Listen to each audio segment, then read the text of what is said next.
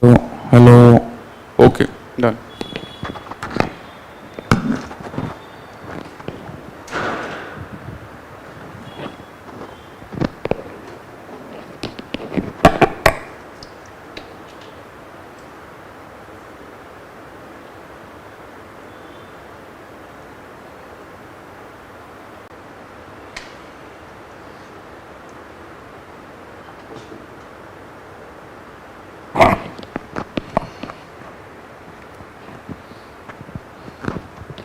Okay, shall we start? Okay. Where is your friend? No? Okay. Okay, so we'll cover with the current affairs. Wait. This current affairs based on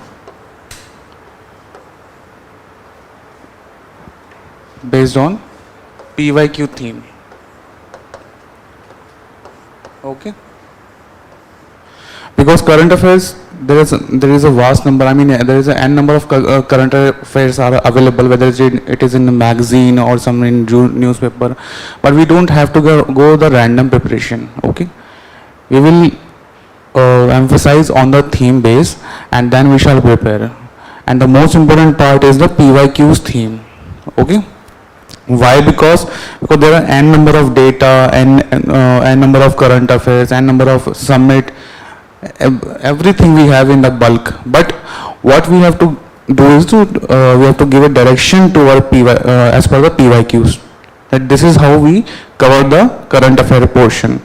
Fine. For example, HDI, Global Innovation Index kind of thing. So these questions were being asked in the PYQs. So we have to cover them theme wise. Okay.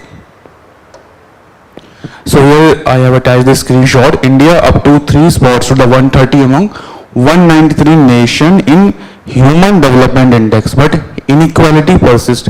How? Because Human Development Index is prepared by whom? Any idea? HDI index. Okay, we'll see it.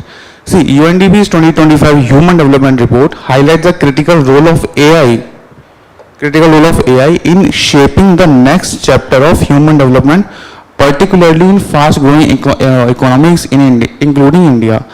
See, why HDI is important, Human Development Index? Because it directly connected with the, HDI is directly connected with the economy of a country. Okay, the productivity.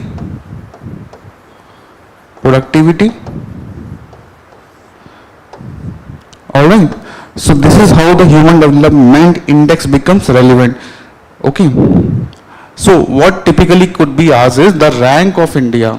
Okay, the rank. Number one. Number second aspect could be asked in the exam, that what are the parameters? What are the parameters of HDI, that how it is being calculated? Okay, that how the HDI is being calculated. Simple. If we apply a simple logic now, so in fact we can find out, or we can eliminate the statement based question in the prelims examination. How?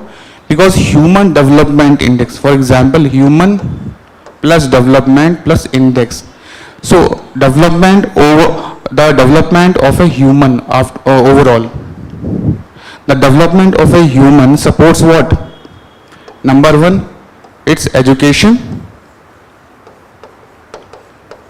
If a human is fully developed, what factor contributes? Its education, health, finance, okay, and the quality of life what he is living. Depends on the country to country, but these could be the all parameters if we apply logic, if we apply common sense in the exam. This is how we can manage the question, even if we haven't read about how the HDI is being calculated. So India up 3 spots. India up 3 spots to 130 among 193 nation. See, this rank is not good at all. Okay, why? Because see, this HDI, it also determines where the country actually stands on a global platform. Fine. So this is how it becomes relevant.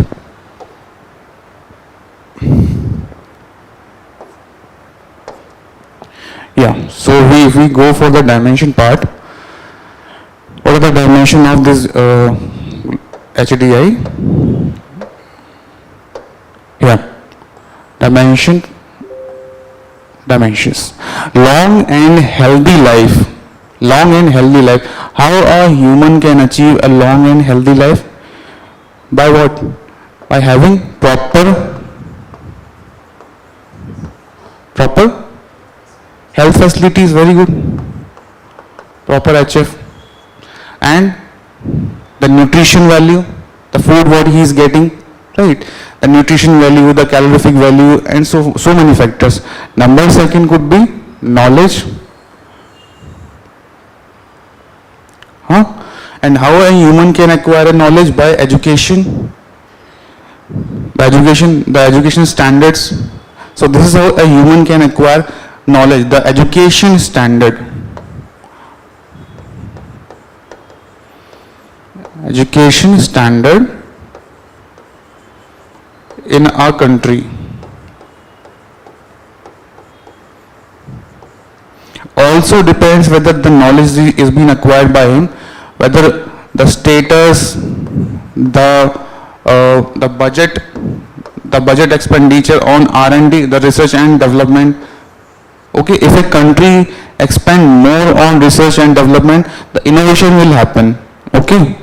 For example, if USA allows a scientist, if USA allows, or it spends spends more on a scientist to go for a research and development part, obviously that scientist will get innovate, right? He will embark into more discoveries, right? So this is how the knowledge or education standards depends. Number third, a decent standard of living. Standard of living refers to what? For example, you are eating good, you are breathing in a cleaner air, you have your own house, right? So these factors define the standard of living. Fine. Indicators. Number okay. Life expectancy at the birth. Fine. So many of the child gets died within the 5 years. Fine. Why? Because of malnutrition, function, and they could not sustain the external environment, and it is also due to the genetic diseases. Fine. So this is how the life expectancy ratio can be determined. Right. Why it is being kept here, this life expectancy at the birth? Reason being, this also falls under how a growth of a human varies. Right. If the mother is healthy, if the mother is fine, and she is able to give birth to a child, the mother will also fall under this HDI, that overall development of a mother. So that directly proportional to life expectancy at birth. Also depends on the mother factor. Another factor is there, expected years of schooling. See, in India, some sort of students, they quit after class 10th, and some quit after class 12th. Why? Because of financial constraints, the responsibilities on them, and so many other factors. But is it justified that they quit from the education system? Is there no any alternate route for them? They can even go in the sports as well. They can start their own business as well. They can become an entrepreneur. So these all things being determined in the HDI value. So expected years of schooling, that how much education that child has procured. And also depends that, for example, if he passed the graduation, okay, if he done the graduation part, can we say that he is eligible for the job? Right now? So he can do a better job after the graduation, not by just passing class 12th. He will get very low kind of job if he appearing for class 12 after. Okay. So expected year of schooling also calculated. Why? Because overall development of a human also depends on education he has got. Okay.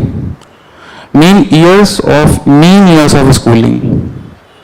What is the meaning of this mean year? The overall schooling plus education plus any specific course he has done. Okay. Because in India, many of the students, they pursue some vocational courses after their engineering gets complete, or even after the 12th. So mean years of schooling, the maximum education what he has got. Number third, GNI, gross national per capita PPP, GNI index. So this is a major contributor to the HDI, GNI. So these are the factors which the Human Development Index contributes. Okay.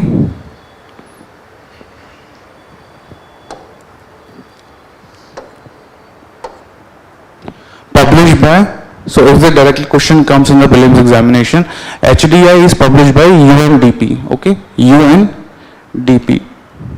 So in the last class I have told you there was one trick that every time or maximum time we can see that in the statement 1 UPSC says that consider the following statements with regards to HDI, and it says the HDI is published by UNEP.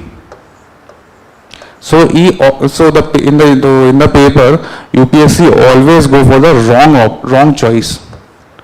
Why? Because this is published by UNDP, but in the statement they always maximum times they give UNEP just to mark the option 1 incorrect. Okay. Published by UNDP, first introduced in 1990. Okay.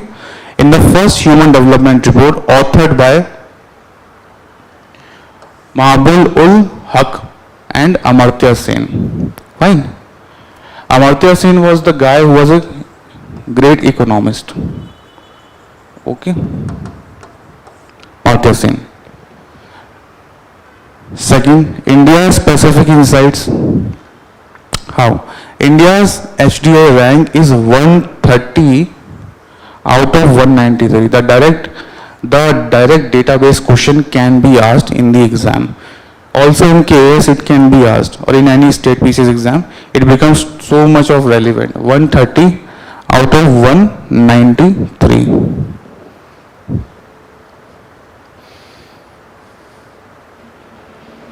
Fine.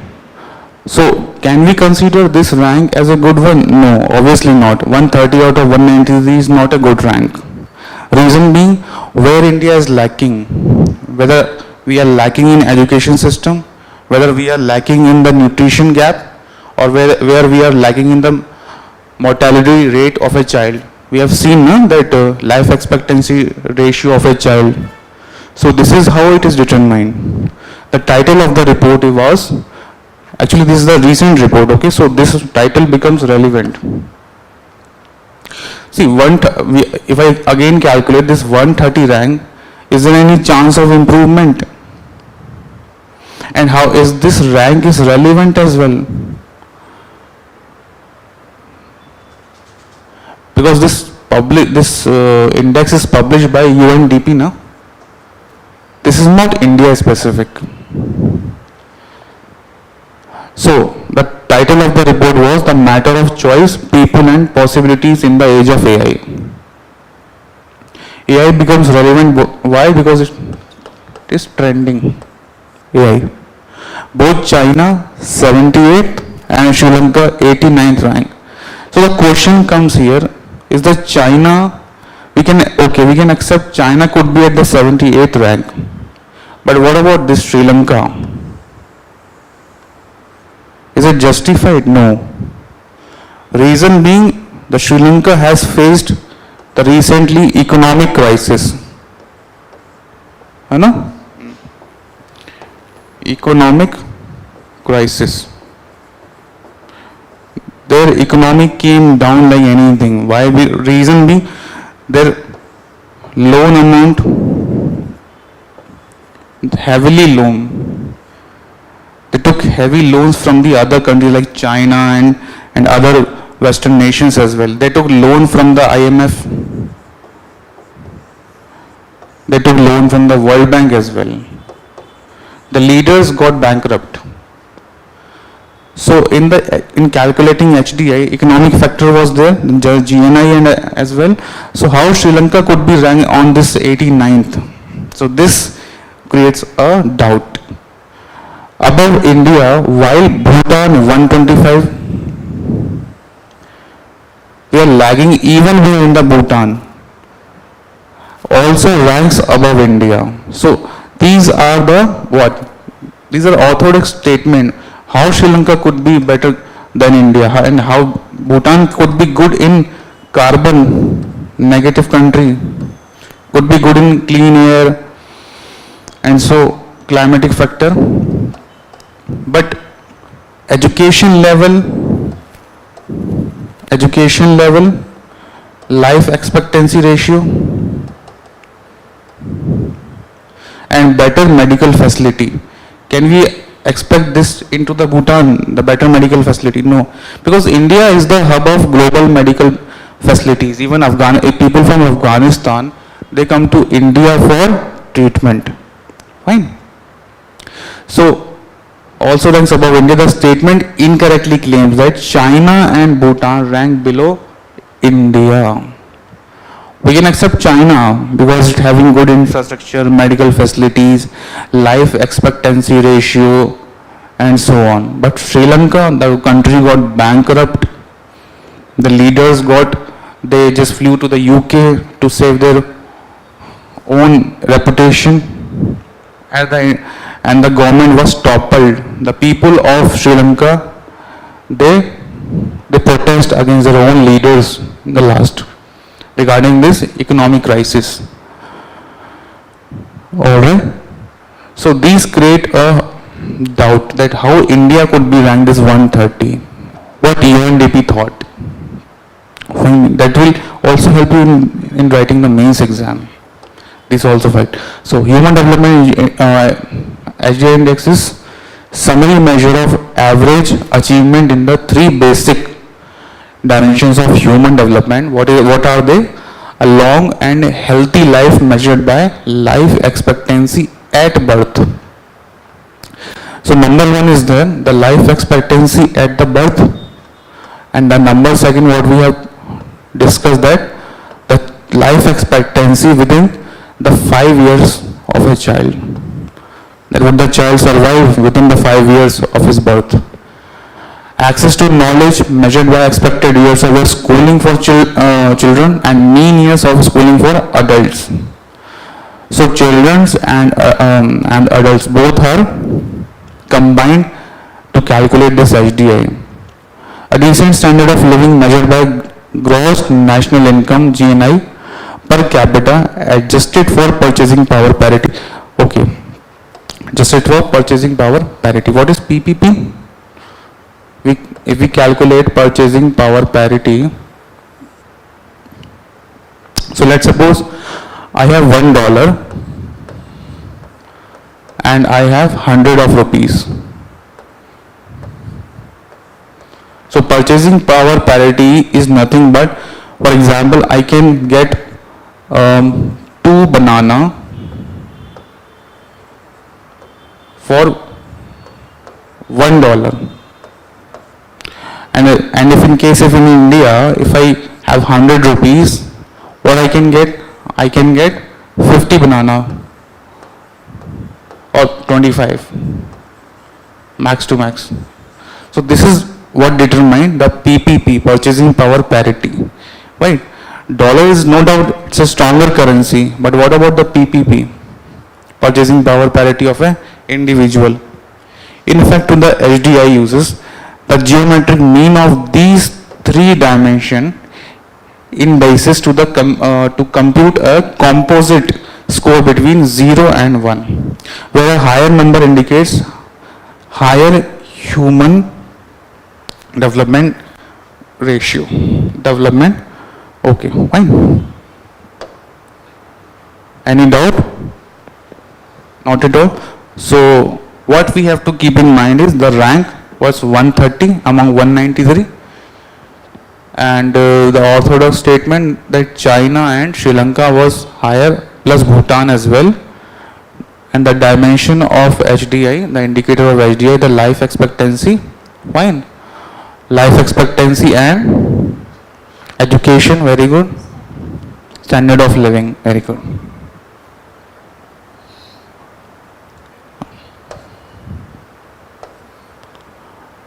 All right. So what could be the government policies to improve HDI in India? So the indicators itself says that life expectancy ratio, that what government has planning to improve India's rank and on the global platform. So India has introduced several national programs to improve its HDI indicator. Together, these schemes aim to raise living standard and human capital. This term human capital refers to that contribution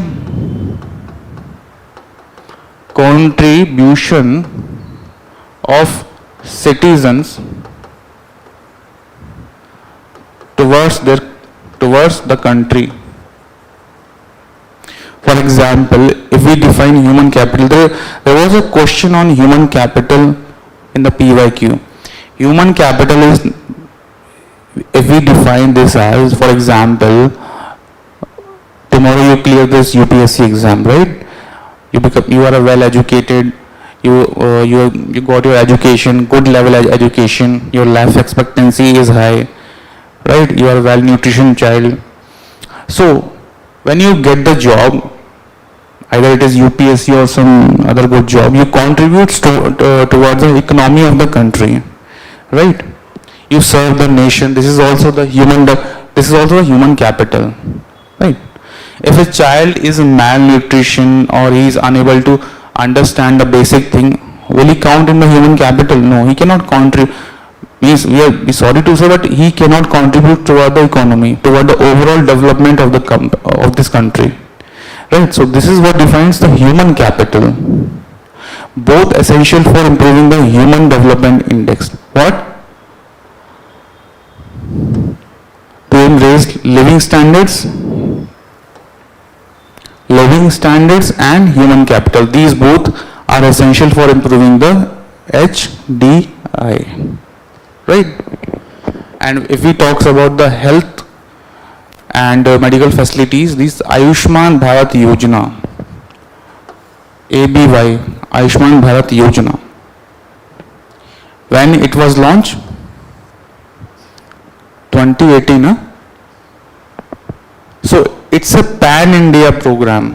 It's a pan-India. Ayushman Bharat. The word Ayushman itself suggests that Ayushman, which provides free health care, but not to everybody. It provides free health care for those who are in need. For example, we calculate, let's suppose if your income is less to the X amount. If you are unable to treat yourself and you are having financial constraints, right? There are some poverty line, there are some below poverty line people, no? So for them, this Ayushman Bharat Yojana act as a facility in which they can get treatment up to, I think they can get the treatment up to the value of 5 lakh. Sorry. Okay. These covers surgery as well. Okay. And the basic health needs. So for any individual, the budget is 5 lakh. coverage to over 10 crore families. So in India we can see there are a number of government hospitals now, and also the government has also launched this Ayushman Bharat Yojana to provide additional benefit of healthcare for any family, for the families having financial constraints, so they can get free healthcare coverage. Fine. It is also applicable in private as well, right? Because many state government, they also run the healthcare facility. For example, in Rajasthan, there is a term is RGHS. This is a certain type of insurance which every private government hospital can accept. It's a kind of insurance, like for example, if a private individual go to some random insurance company, so what the role of insurance company is there? Suppose if he fall ill or he met an accident, so that insurance company in between, they come in between and they reimburse the entire expenditure regarding that health. Okay. So Ayushman Bharat Yojana, it becomes crucial for the health part. Second, National Education Policy 2020. It focuses on inclusive, skill-based and flexible education. Inclusive means from inside, okay. Skill-based. So what actually happening is, in the recent time, students are getting degree but not the skill. Skill is something which is required to generate revenue. For example, if you know how to drive a car, this is a skill. If you know how to build a website, this is also a skill. Fine. So this is how the skill base should be driven. Education should be skill based, not the theory based. What typically in Indian schools or colleges, what prototype they follow? They just give notes and read that. But they do not emphasize on research and development part. So skill-based economy helps to develop the human capital. And flexible education.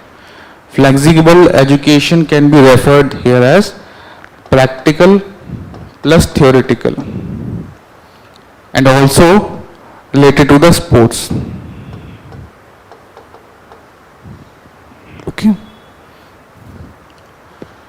Skill India Mission 2015 aims to provide vocational training to millions of youth. What is vocational training? Yes. Yeah. Vocational training. There is also a skill related course. Okay. PM Kisan and PM Awas Yojana supports rural income and housing. So many of the people who are below poverty line, they are getting their own houses in Awas Yojana, and rural income and housing. Support rural income and housing. Okay. So because many of the people, those who are below poverty line, they used to live in the slum areas, and residing in the slum area, it degrades their health, right? So this is the reason being this Yojana was being launched, the PM Awas Yojana, right? Next is Beti Bachao and Beti Padhao 2015. So this scheme were in limelight regarding the free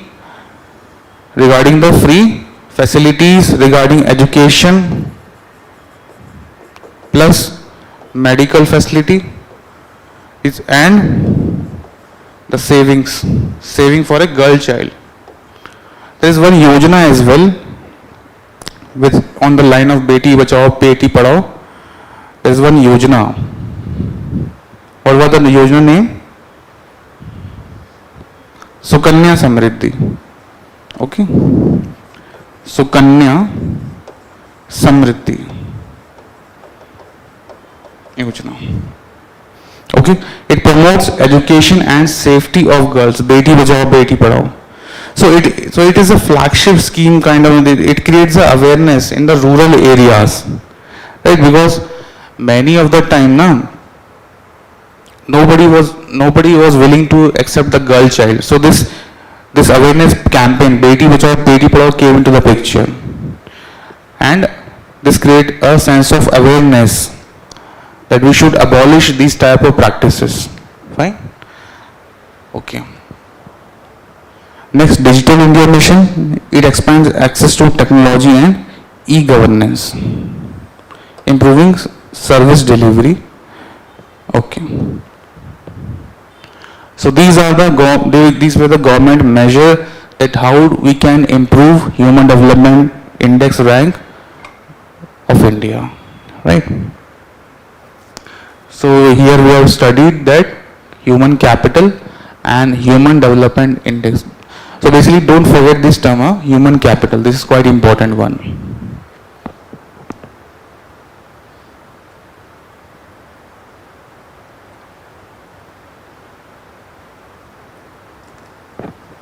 Any doubt? Okay.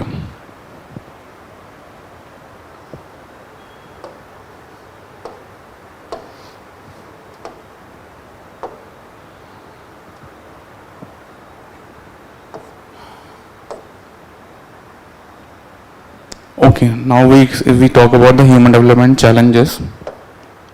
While the SDI is a powerful tool, there are well recognized limitations. Simplification. It condenses complex realities into a single number which can mask internal disparities and context. That is fine. Data lags and quality. Some critics argue that SDI data may be outdated because reason being the China and Bhutan and Sri Lanka, they rank above the India, if we compare India. So critics says the data could be outdated.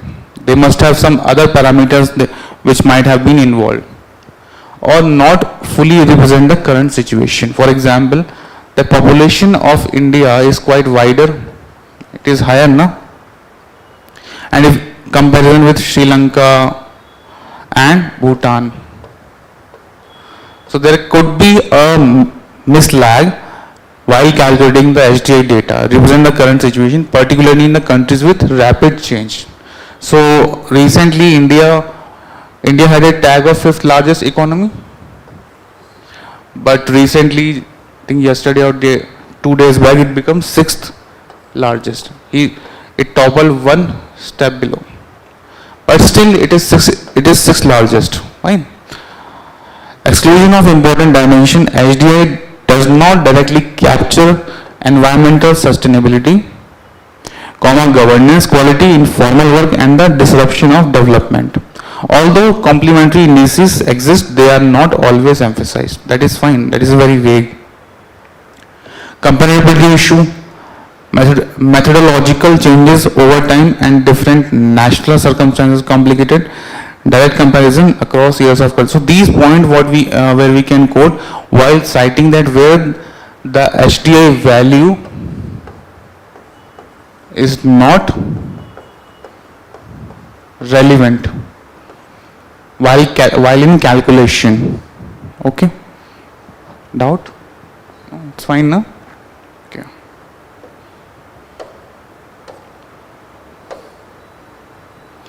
Okay, with reference to the Human Development Report HDR 2025, consider the following statements. India has been ranked 130 countries and out of 193 countries and territories.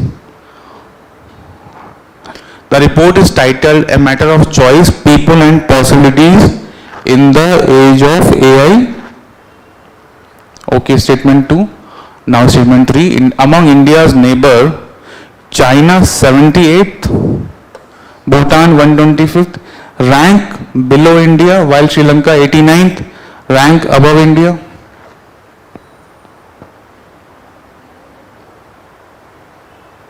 We know now China, Bhutan, Sri Lanka, they all ranked above India.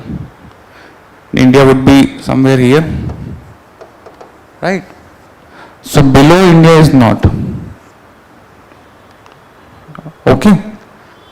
Below India is not, while Sri Lanka 89 ranks above India. That is correct. China and Bhutan are they both are also above. So rather below, this is above. So which option we can mark? Option number A. Very good. 1 and 2 correct.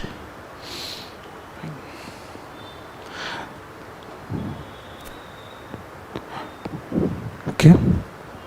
Don't forget this rank. This is the most important one.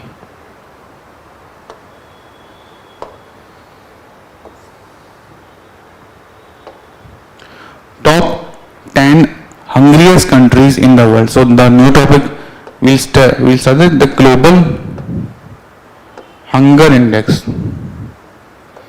Okay. Why it becomes relevant? Because the PYQs was being asked on this, the global hunger index as well.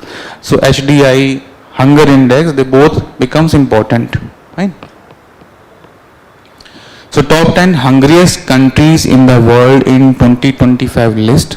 The global hunger index 25 shows that a number of nations still fall into the categories of alarming or serious hunger with score ranging from 31 to 42 points. Typically they give the score plus ranking. Both becomes important. Either you remember the score or just remember the ranking. Both are same. So basically hunger index. What dimensions it may include? For example, not getting proper nutrition, right? Food crisis, flood-like condition, drought came. So in this sort of scenario, or the civil war, like for example, Palestine is suffering from war, the civil war, and Israel is creating prejudice to the Palestinians. Fine. So that specific area must be suffering from hunger because there is no supply, right? They are outrightly cut from the rest of the world. So this prevails this global hunger and also the food crisis. Okay, for example, the rain occurs out of the time. So it damages the crop pattern, right? It hampers the crops. And if this El Nino or La Nina happens, this climatic condition change, then we can see there is a food crisis, food shortage in short.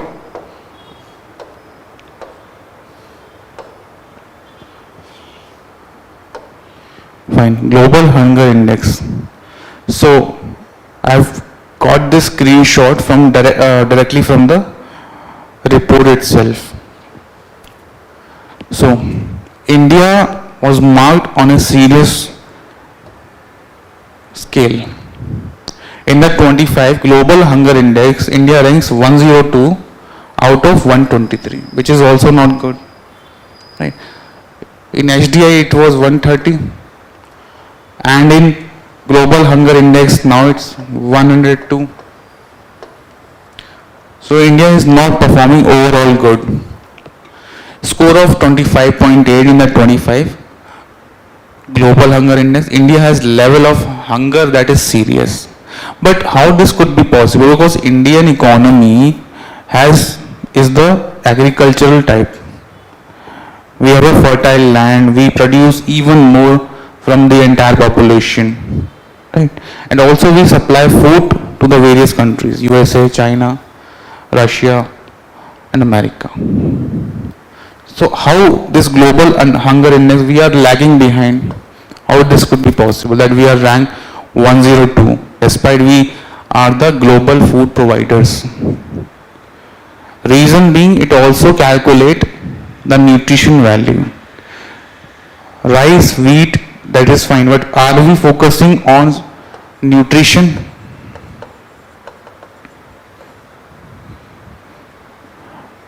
Hardly no. India is lagging in the nutritional value, which is also a parameter to calculate the global hunger index. Okay, we'll see in the next slide. Here, so global hunger index, the GHI scores is based on the value of 4 component indicators. Number 1, of the people is undernourished or undernutrition. Okay, 32.9 of children under 5 are stunted. We'll study what stunting means. Okay, of children under 5 are wasted. Means stunting simply here means height is low and the weight is high. Weight and height ratio is not proper. Vice versa in this also wasted. If children die before their 5th birthday, that is less than 5 years of life expectancy. Fine, this is how global hunger index parameter has been determined. So GHI is a tool for comprehensively measuring, tracking hunger at the global region and national levels. GHI scores are based on the values of 4 component indicators. Number 1 we have seen here, undernourishment. Number 2, child stunting. 3rd, child wasting. 4th, child mortality. Mortality refers that on the 5th birthday. Child is not able to survive before the age of 5. Fine. But why they have marked this 5 years old child only? What is the logic behind what it could be? Because at the age of 5 now, it is partially developed brain. So this might be the reason that why they have considered this their 5th birthday. Okay.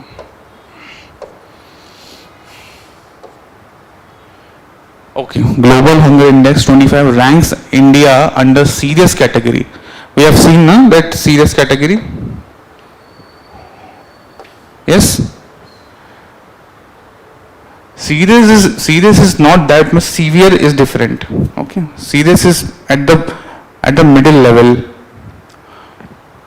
So about Global Hunger Index, India has been released by Irish humanitarian organization concerned worldwide and German aid agency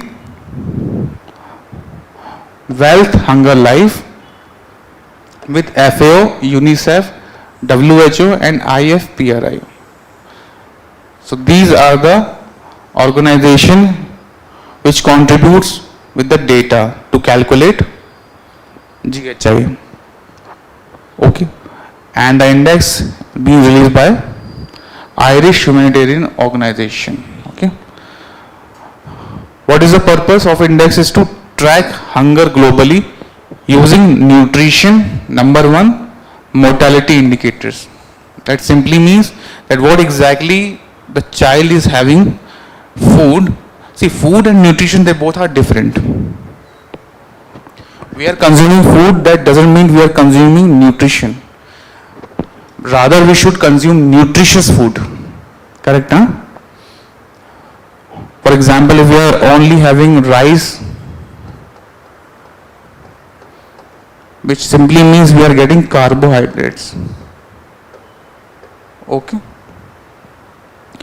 So along with rice, we should also focus on protein plus vitamins, omega-3 and good fats. Okay, so these are the nutrition parameters. Consuming just carbs is not going to help. Okay. So purpose of the index is to track hunger globally using nutrition, mortality, indicators. Each country's GHI scores is calculated based on the formula, fine, on the four indicators. So number one we have undernourishment, insufficient calorific intake, okay, child stunting, children with low height under age of 5, this is stunting, but weight is also not up to the mark. Child wasting, children with low weight for their height under age of 5. Child mortality, children who die before their 5th birthday. So we have already seen those parameters. So here it is. So this is normal. Wasting means low weight for height. Okay, I mean height is fine, but weight ratio is not accurate. For example, if a person height is above 6 feet, his weight should be 65 plus, fine. Stunting, low height for age, again the vice versa of wasting, and underweight, low weight for age. Okay, so don't get confused in that. Okay, low height for age is stunting, fine, and low weight for height, this is vice versa, no? Stunting simply means no height as per the weight, and wasting is height is fine but weight is not up to the mark. Okay, so from there question could be framed, the normal height for age and the stunting. Basically keep in mind these two, wasting and stunting, because these are the symptoms of malnutrition. Okay, or just simply write it down, what is wasting and stunting. In exam now we often get confused between this wasting and stunting.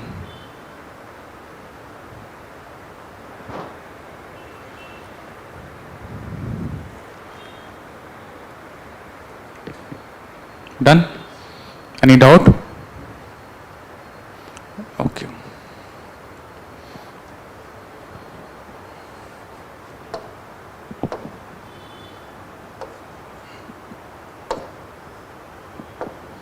Fine. Initiatives taken for tackling hunger in India. So what could be the initiative so why we are studying this? Because we have seen the stunting and wasting. Now what would be the government initiative to curb those? As we have seen the government initiative to jump this HDI value, what government is trying to justify, what government are taking measures, right, to boost this HDI value. So number one here is Pradhan Mantri Garib Kalyan Anna Yojana. That simply means Pradhan Mantri Garib, which is poor, Kalyan. You understand, no? Kalyan Anna Yojana. PMJKAY. So it is basically it was launched to provide food grains free of cost to 80 crore people. Basically this PMJKAY, it was launched in COVID, where the people were facing difficulties to sustain.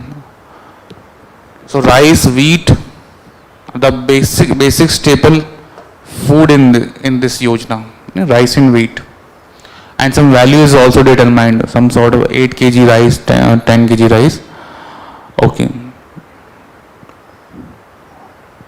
look at the value. Okay, next is Pradhan Mantri Matru Vandana Yojana.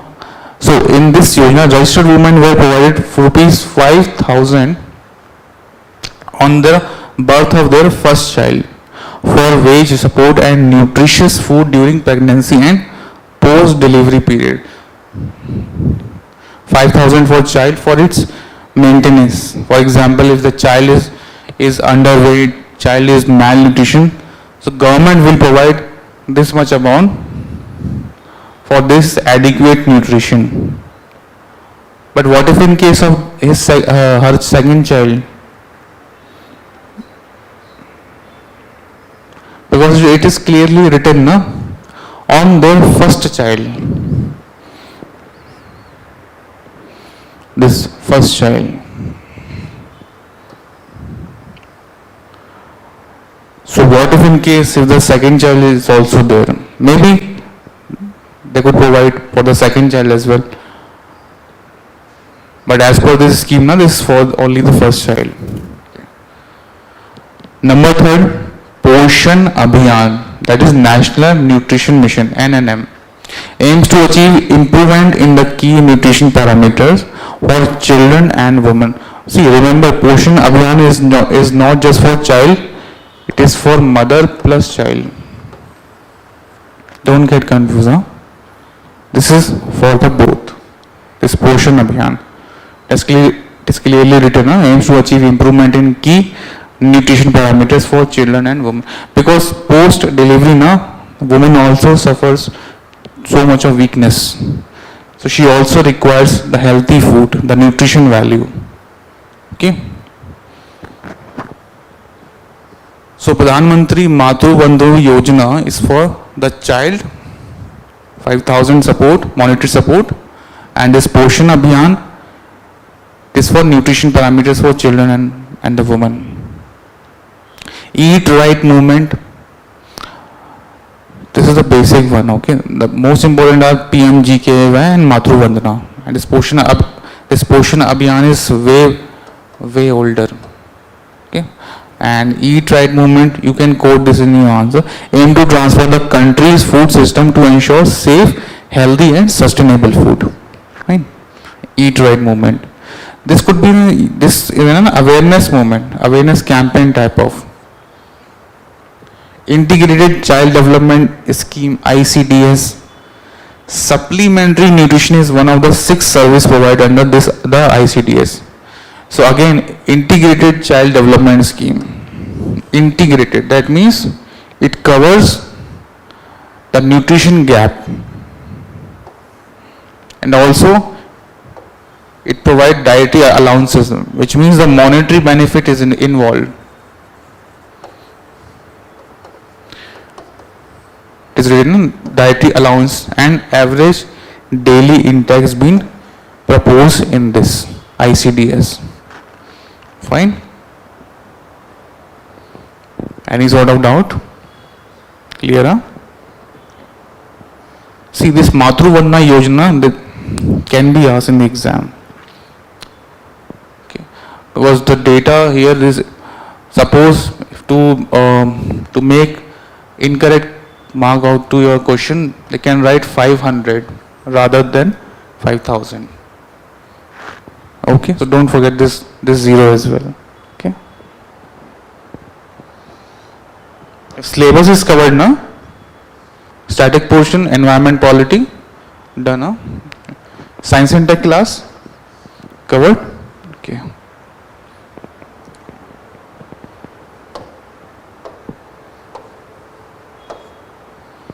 Okay, with reference to the global hunger index, this is the PYQ, okay. Consider the following statements. Number 1, India's score on the global hunger index in the recent 2 decades, that means 10 plus 10, 2 decades, has declined by 10 points. Okay. So we face such type of questions in the exam now.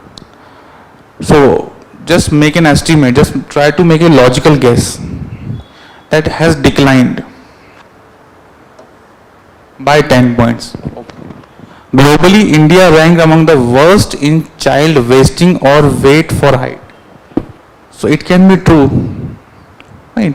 That globally India, despite this question is itself questioning the credibility of India, that itself that this question itself determining that India has declined by 10 points and among the worst in the child wasting. So these type of question is not supposed to be asked, which criticizing India's score, But UPSC is UPSC. They simply ask. So the answer is the both statement are both are correct. Okay, are correct. Wasting and stunting, you know, na? Any doubt with regards to that? No.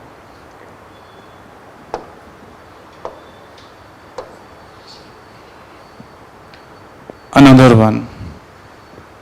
World Happiness Report. Why is this important?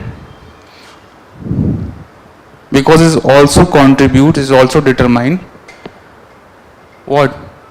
The basic facility, the financial position, the quality of life of an individual. The World Happiness Report. So from a decade, these Scandinavian countries of this Finland, it always remain on the top. Finland, Sweden.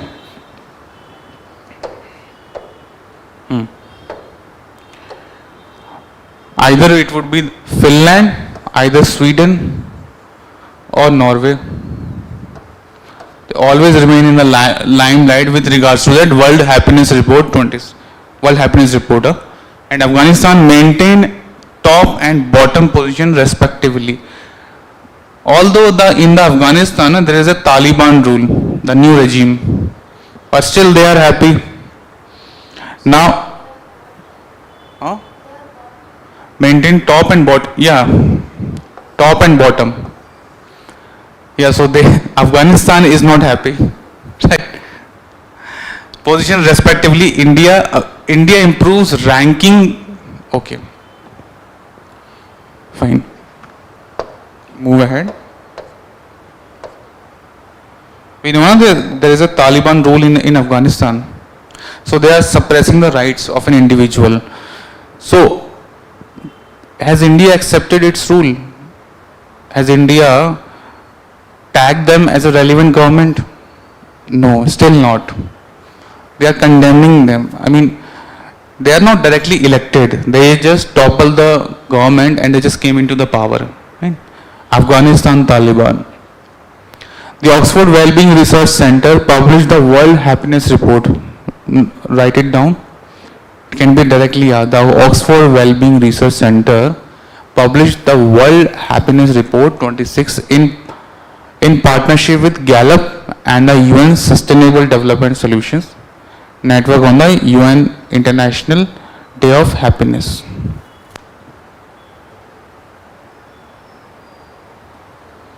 So one question you can expect in the exam from this part. So again, Finland remains the world's happiest country for the 9th consecutive year. It is about to complete 1 decade, Finland, followed by Iceland on 2nd and Denmark 3rd.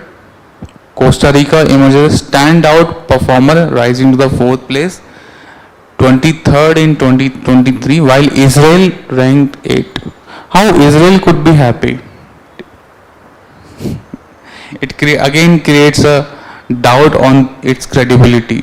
That how is country like in Israel suffering from war-like situation, how these people could be happy, right? Afghanistan remains the unhappiest country globally, 147, the last ranker. Reason is justified behind this, followed by Sierra Leone, 146, Malawi, 145. Among big members, China ranked 65, followed by Russia, 79, and Iran, 97. Have you got the atlas? Check where this Malawi is. Malawi and Sierra Leone.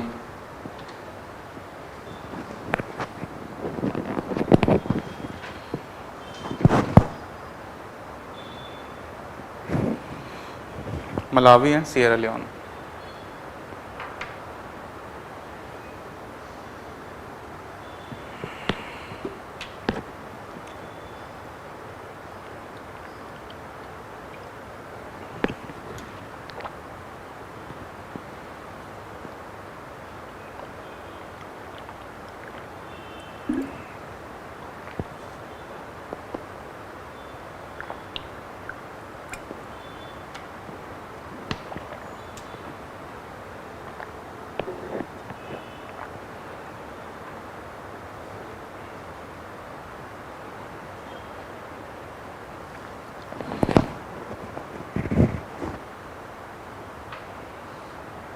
Check.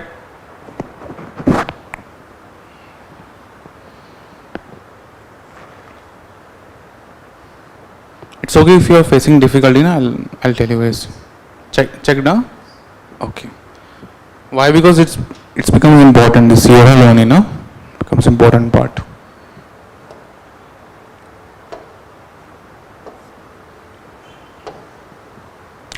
India's performance. Now talk about the India's performance with respect to World Happiness Report. It is 116.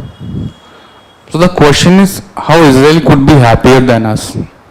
Right? Despite suffering huge war loss, they are constantly indulged in the war-like situation. So Finland remains the happiest country and India is 116. Just mark a small line, the rank of India, it is 116. Out of 147 countries, so this is also not too good. Country showing a marginal improvement from its 118 position in 25. So in 25, there is a slightest improvement from 118 to 116. Previously, it was 118. Okay. India continues to trail behind several neighborhood countries like Nepal, Pakistan, 104th rank, higher value, while Bangladesh 127 and Sri Lanka 134. We can accept Nepal, but how we can expect the Pakistan is happier? Could it be 104? See the gap. India is 116 and 104. Again, this raised the credibility issue of this index. Fine. I mean, imagine how the Pakistan could be happy country. Despite they are facing financial constraints, they are suffering from IMF loan syndrome.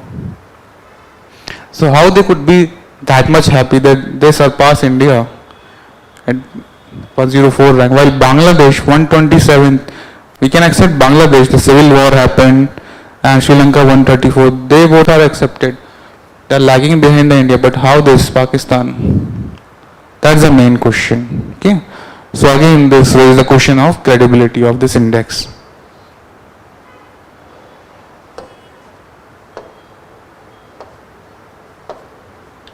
Measurement criteria.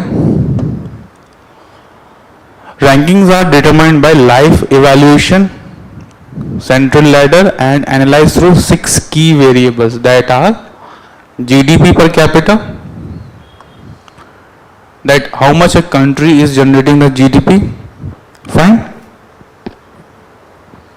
For example, if a country is generating a higher GDP, then it is, if a country is generating higher GDP, then it is performing high and it is also happier. GDP determines the status, the financial status of a country, that what GDP it contributes. Number second, social support. Third, healthy life expectancy. Again, this healthy life expectancy we have seen in this HDI poverty index as well. This term is the common. Freedom of what? Speech, freedom to live life peacefully, generosity, and 6th, perception of corruption. Right? So corruption is the main important factor, that how a country is happy. We can mark that India could having some sort of corruption, but what about the Pakistan? The government itself is corrupted. Right? So Goldilocks rule of social media. Researcher found that moderate use of under 1 hour per day is actually better for well-being. So many people say that don't use social media, don't use Instagram, but Goldilocks rule says that using social media just for 1 hour per day is actually better for well-being, because you are not disconnected from the rest of the world, right? Because many serious aspirants, what they do is they just delete their Instagram account, they just quit Facebook, but try to balance the situation, right? Nobody is asking you to just quit the social media, fine? Moderate use of 1 hour per day is actually better for well-being than zero use. It is a study. But the global average has climbed to 2.5 hours per day, crossing into the harmful zone. So exceeding 1 hour per day could be the harmful, the limit.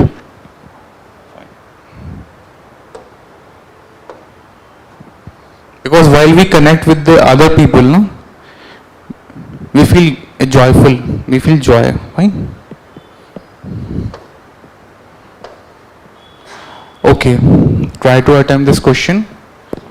With reference to the World Happiness Report 24, consider the following statements. Number 1, as per the report, none of the world's largest countries were among the happiest countries. Number 2, the report found that younger generations were happier than their older peers in most of the world's region. Number 3, the ranking of India has improved from last year in the index. That is yes. Okay. So we can say the report found younger generation were happier than older peers in the most of the world's region. And as per the report, none of the world's largest countries were among the happiest country. As per the report, none of the world's largest countries. No, this is incorrect. So second and third, that only two. Only two are the correct. What happened?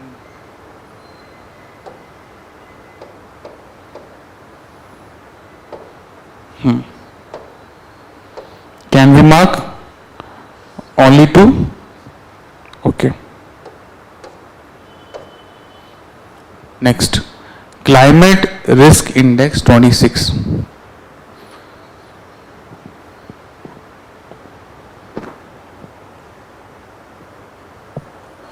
So again, this becomes important because again, previous year question is being asked on this climate risk index. So that's how it's become important. India among top 10 worst hit countries from 1995, and China, Pakistan, and the US also rank high. So why we are talking about this climate risk index? As we see the global trend, the global warming now, also we can face the heat over here as well in the Bangalore itself. Because in the Bangalore it was supposed to flow off the cool breeze, no AC was required. But nowadays we can observe, we can feel the heat in the air, right? The hot and humid conditions are prevailing in this city as well, which was supposed to remain cool, right? The temperature was moderate, so many things.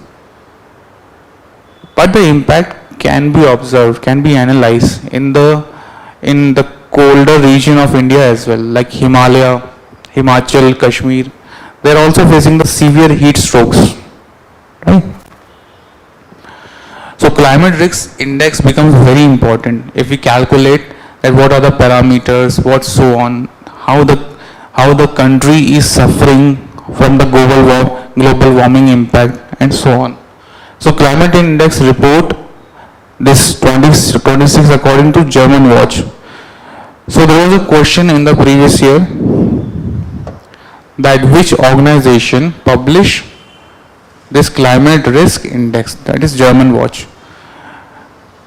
India marked number 9 among countries most affected by climate related disaster over the past 30 years. So in the last class we had discussed now if the global warming constantly happens, so it will tends to melt glaciers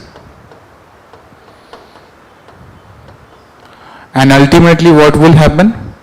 They will rise the sea level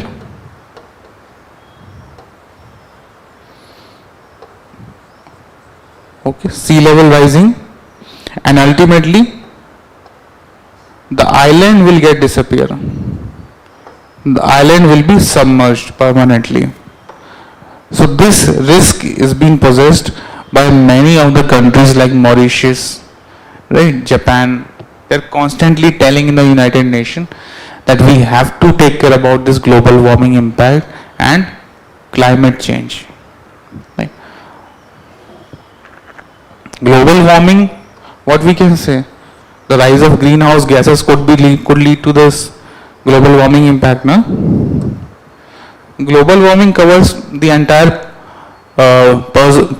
perspective, all the parameters, whether it is pollution, rise in greenhouse gases, and so on.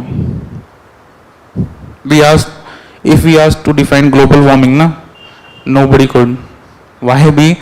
There are n number of factors contributing towards the global warming. Fine.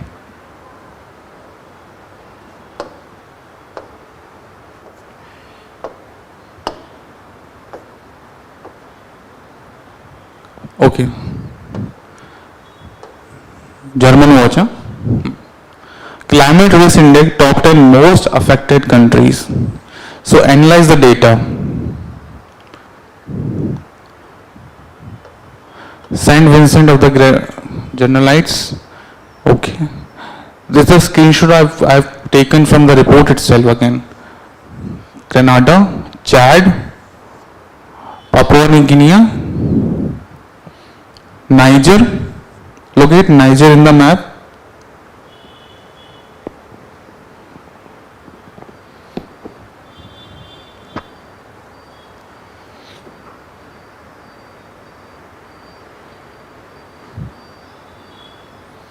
Can we say it is surrounded by ocean?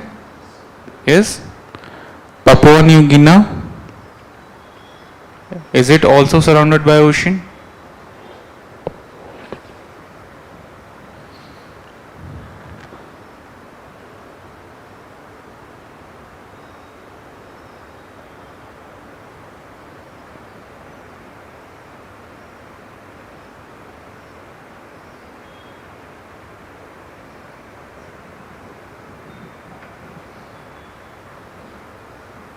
Do one thing, check in the mobile. Papua New Guinea, don't use this atlas, it's a waste of time.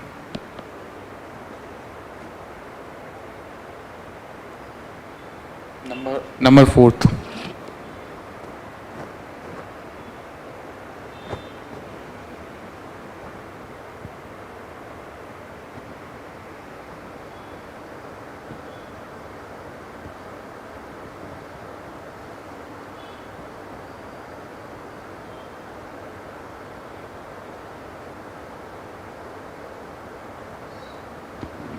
Check. Okay. Nepal. Nepal is a landlocked country. Right? Philippines, again surrounded by the ocean. Southeast Asia. Malawi. You have just checked in the atlas. And Myanmar and Vietnam. Fine. Okay.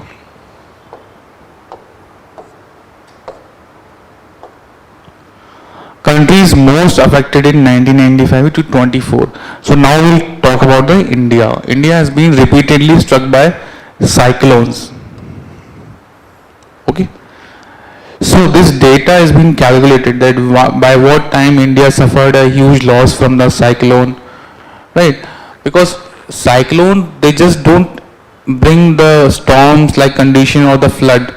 They also contributes toward the economic factor. How? Because when the cyclone hits, infrastructure collapsed, drought-like situation, flood-like situation happens. So many vector-borne diseases, zoonotic diseases, they also comes. Floods and deadly heat waves. The most destructive cyclone was Amphan in 2020. Right. So we have seen this phenomena that many cyclones hit Eastern Ghats, Western Ghats, and always the Kerala remains the victim. Okay.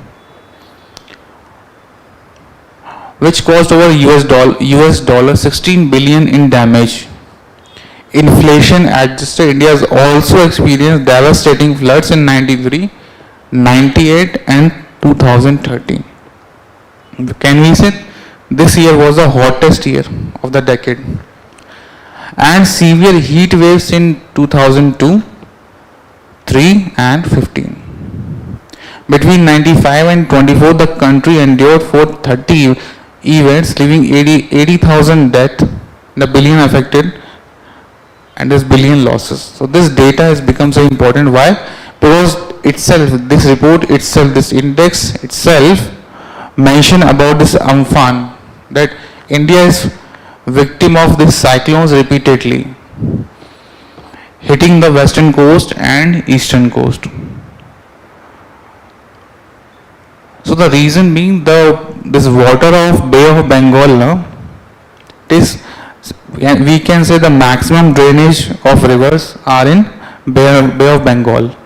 So we can say this air pressure differs. The plus the lower pressure and the high pressure. They creates this cycle. The winds gets revolved. High pressure and low pressure wind. So this tends to create these cyclones. And most of the time the cyclones occurred in Bay of Bengal. Why? Because the maximum reverse drainage is there. Okay.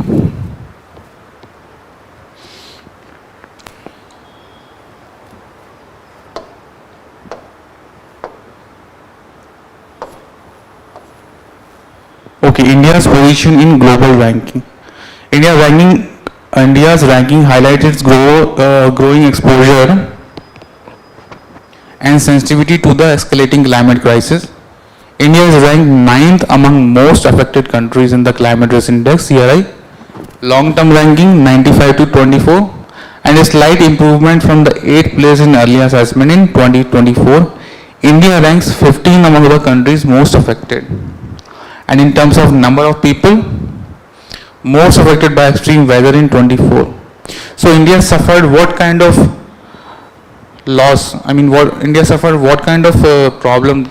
Number one, for example, cyclones.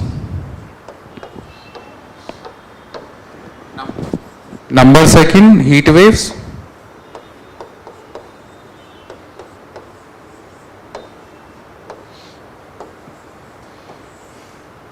Okay, and what could be the number third? Yeah, flood-like situation, flood, or we can say drought. Okay, fine.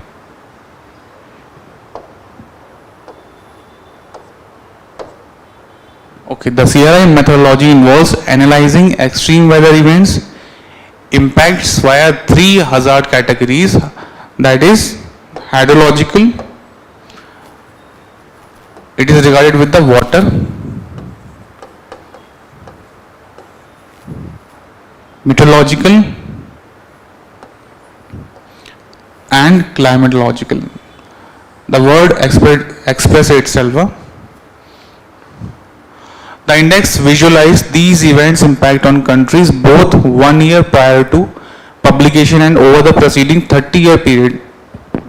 It draws on data from the EMDAT International Disaster Database, World Bank and International Monetary Fund, IMF and World Bank. Can we determine the difference between World Bank and IMF? If we go for World Bank and IMF,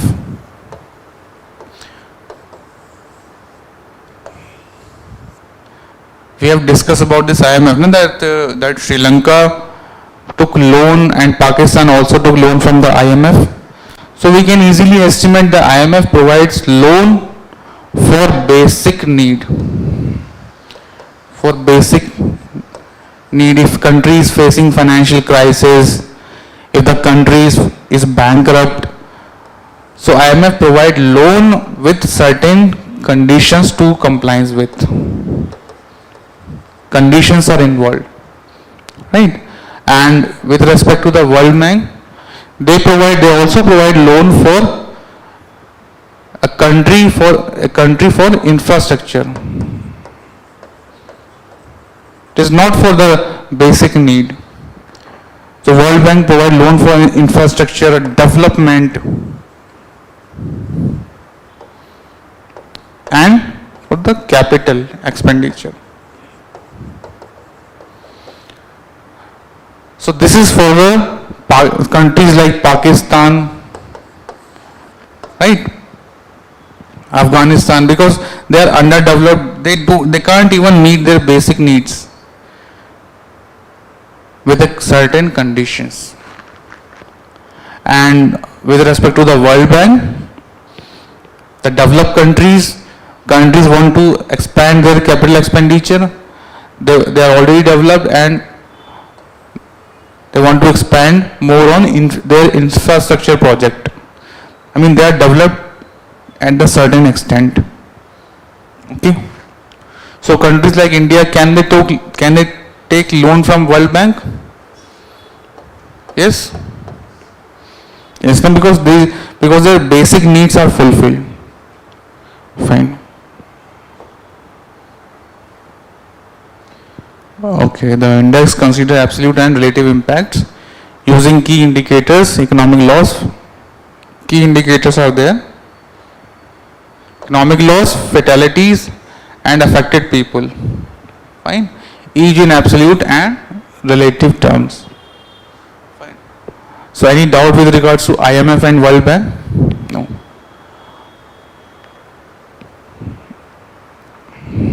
Doubt? Not at all. Okay.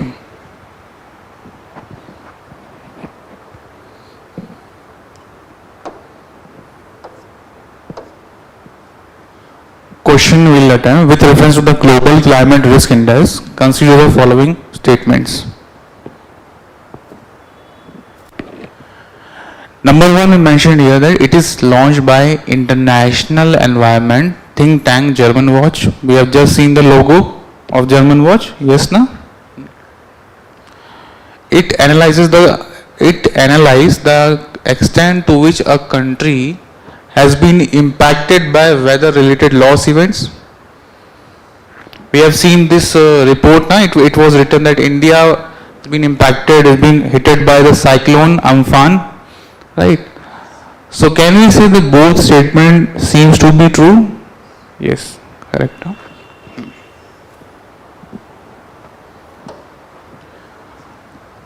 Both 1 and 2. Fine. This is also the PYQ. It's a previous year question. Okay.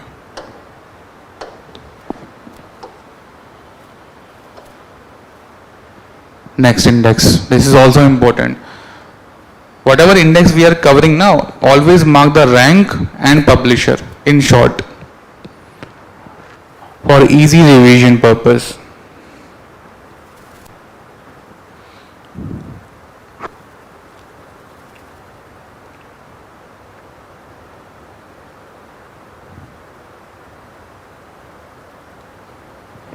Shall we start? Okay. Global Innovation Index 25. Why it becomes relevant for? Because it's recently released in 25 and in 2026 prelims, there is a higher chance that question can come from this. Top 10 countries and where India ranks in comparison to China and United States. The top 10 list in the Global Innovation Index. See, why this index has been there? Innovation is there. Let's try to create a linkage. Innovation can only happen when budget is adequate for R&D, research and development. If a country expanding more of its budget in research and development, we can expect the innovation. And innovation also contributes toward the human capital. If a person can think properly, he can act properly, he is not under nutrition, he can contribute toward the innovation, right? Either he is not stunted, nor wasted, nor malnutrition, he can contribute towards this innovation. Fine.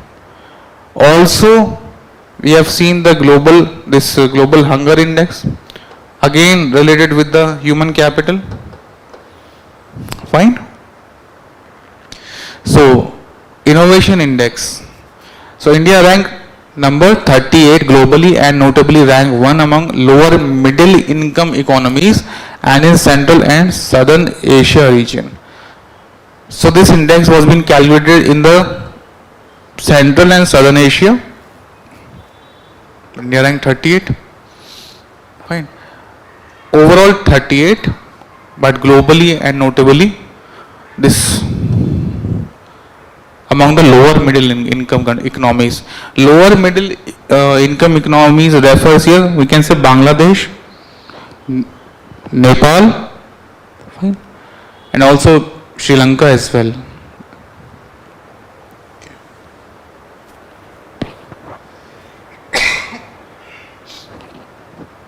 Yeah, doubt? Okay.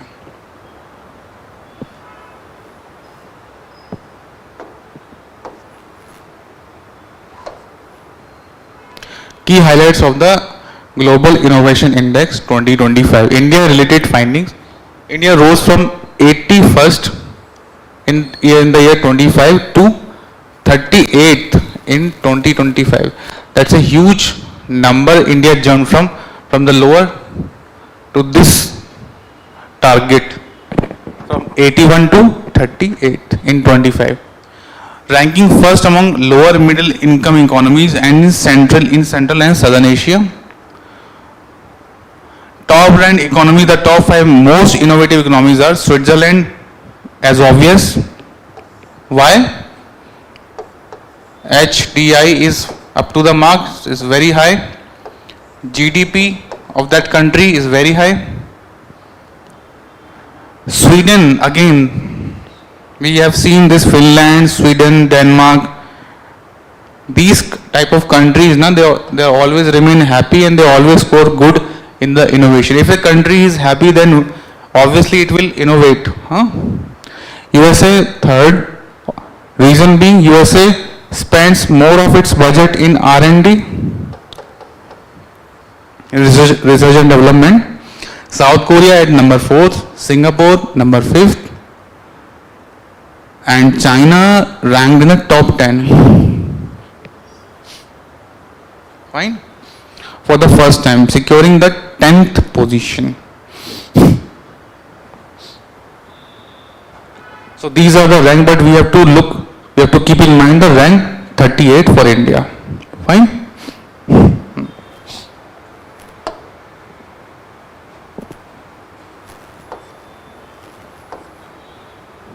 Barriers to India's innovation ecosystem.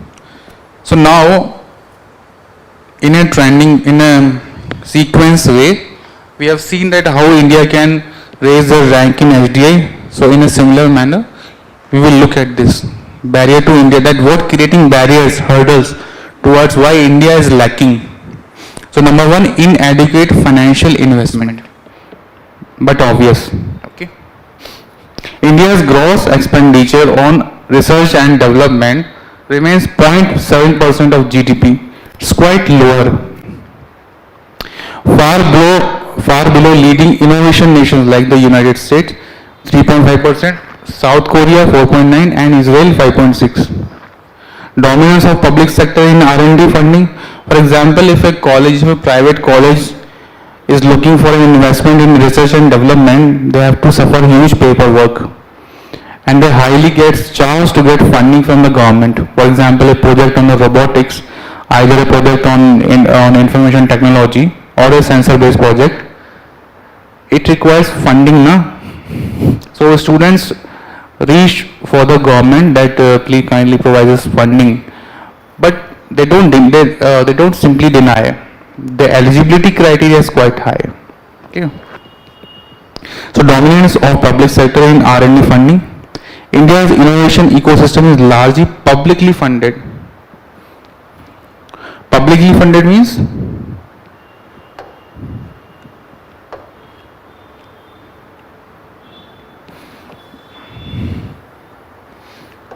it has PSU, public sector undertaking, and public sector is there, Fine. With the private sector contributing only 36.4%. So which sector is earning more, public or private? If we go for informal data, private sector is dominating. 2020 to 21, unlike advanced economies wherein industry leads R&D investment, additionally a disconnect between academic research and industry needs limit interdisciplinary collaboration and commercialization of research. For example, in India, ISRO is not a commercial or a private company. So what if in case if ISRO tie-ups with some private company, they can share their knowledge and research with those private entity. So it may also help for India's innovation ecosystem. It is written, the collaboration and commercialization of research. Skewed focus towards strategic sectors, historical R&D focus on defense and space technology. Do we have any commercial branch of this space technology? Antrix is there, no? ISRO is there. ISRO is it's a public sector, and Antrix, ANTRIS, Antrix. This is commercial branch. Okay. Example: Agni missile system. Space missions has led to under investment in industrial R&D and for emerging areas like semiconductors, advanced material and pharmaceuticals.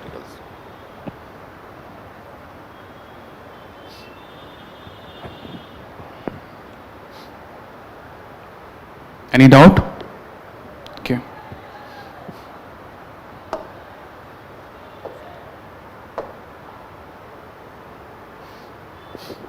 Global Multidimensional Poverty Index. United Nations Development Program UNDP and the Oxford Poverty and Human Development Initiative has published its 2025 Global Multidimensional Poverty Index under the title Overlapping Hardships, Poverty and Climate Hazard. You can see in every title either it would be then AI, climate and poverty hardships. For the first time, it overlays climate hazard data with multi-dimensional poverty to assess poor people's exposure to climate shocks. Why this poverty index is linked with the climate? Reason being, when the flood comes due to climatic condition, it also brings the poverty because someone's house gets washed away outrightly. So this is how it is linked with this climate shocks, this word mentioned here, climate shocks. So if the question comes whether the climatic condition can lead to the multidimensional poverty, that is true.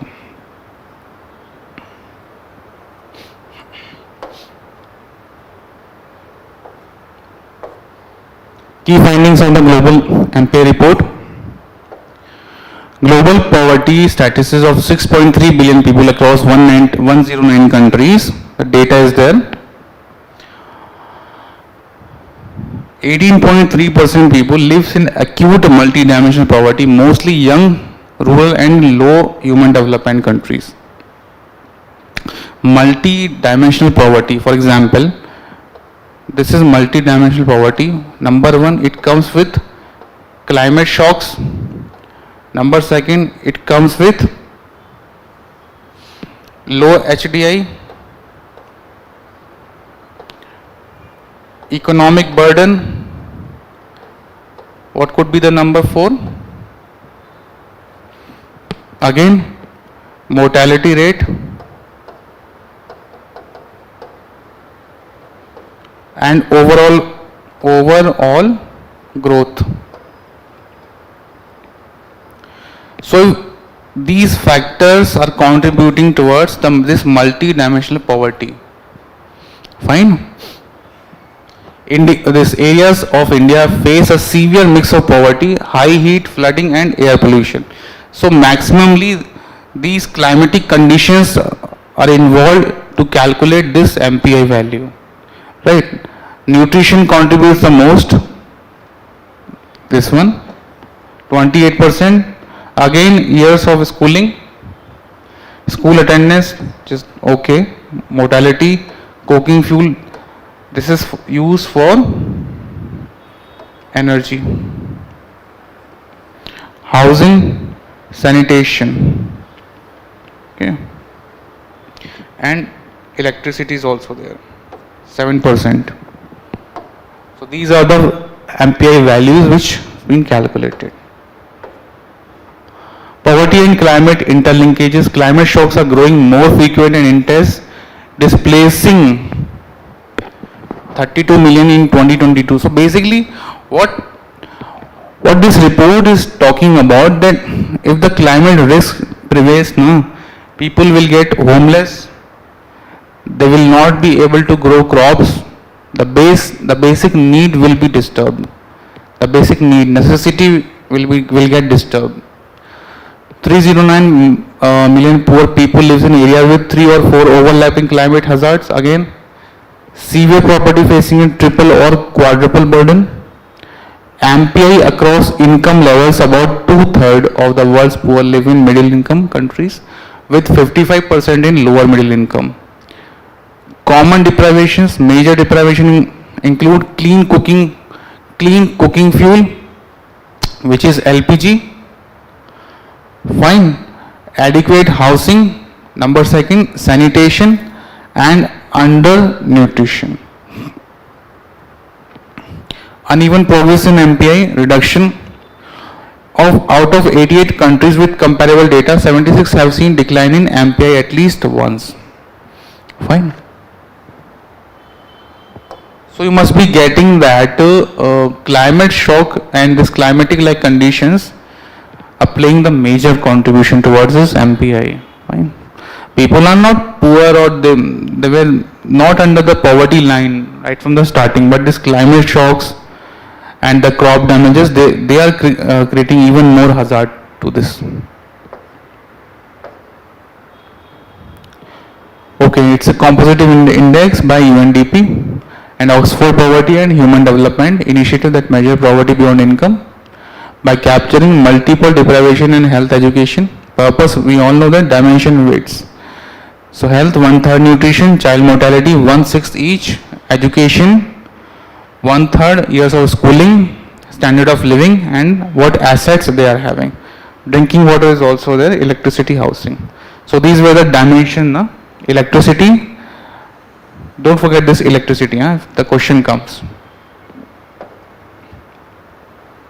Again, these indicators, fine. So these all are the indicators of what? MPI, multidimensional poverty index. Okay, India to swap lab animals for human on chip technology. So again, the same topic of the science and tech. Okay. India is transitioning from additional animal testing to advanced human relevant methods like organoids and AI. So basically this technology is what is all about what? Let's suppose in the developed economy, in the developed countries, or in research and development part, animals are being exploited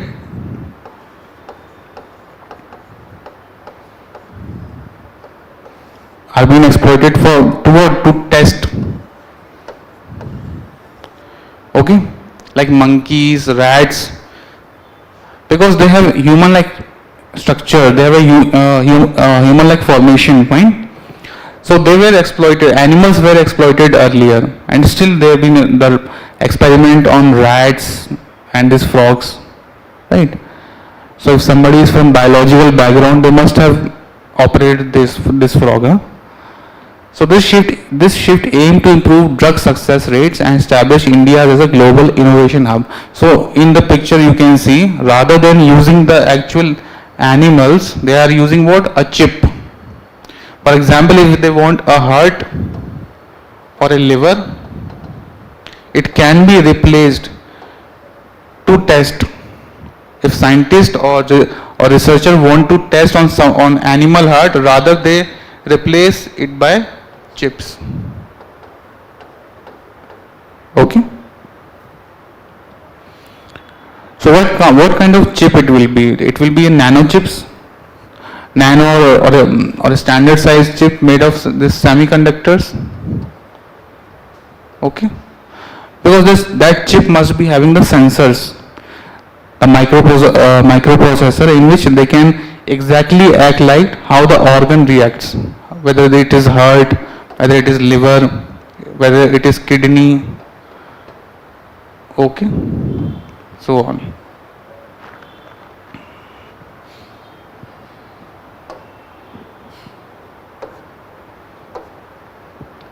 Organ on chips. Fine, a mini human organ made on a tiny chip. Scientists take a real human cell and place them on a small device. For example, any cell, whether it is stem cell, somatic cell, any kind of cell they can have, like a USB size chip. That is standard size. They make it behave like a real organ. So how this contributes toward the innovation? For example, we don't have to exploit the animals anymore. And also availability of like in organ, we can also check them just like in a real manner. They make it behave like a real organ. Lungs can breathe, heart cell can beat. Then they test medicine on it to see how a real human body might react. They don't need a real human body, rather they can do it on a chip. This is a very huge advancement for this humanity. Reason being, half of the job is done by this chip. Okay. And why it matters? Safer than testing on animals. Fine. Most accurate for humans. Okay. So name one device which provides additional support to the heart. Can we say it is pacemaker?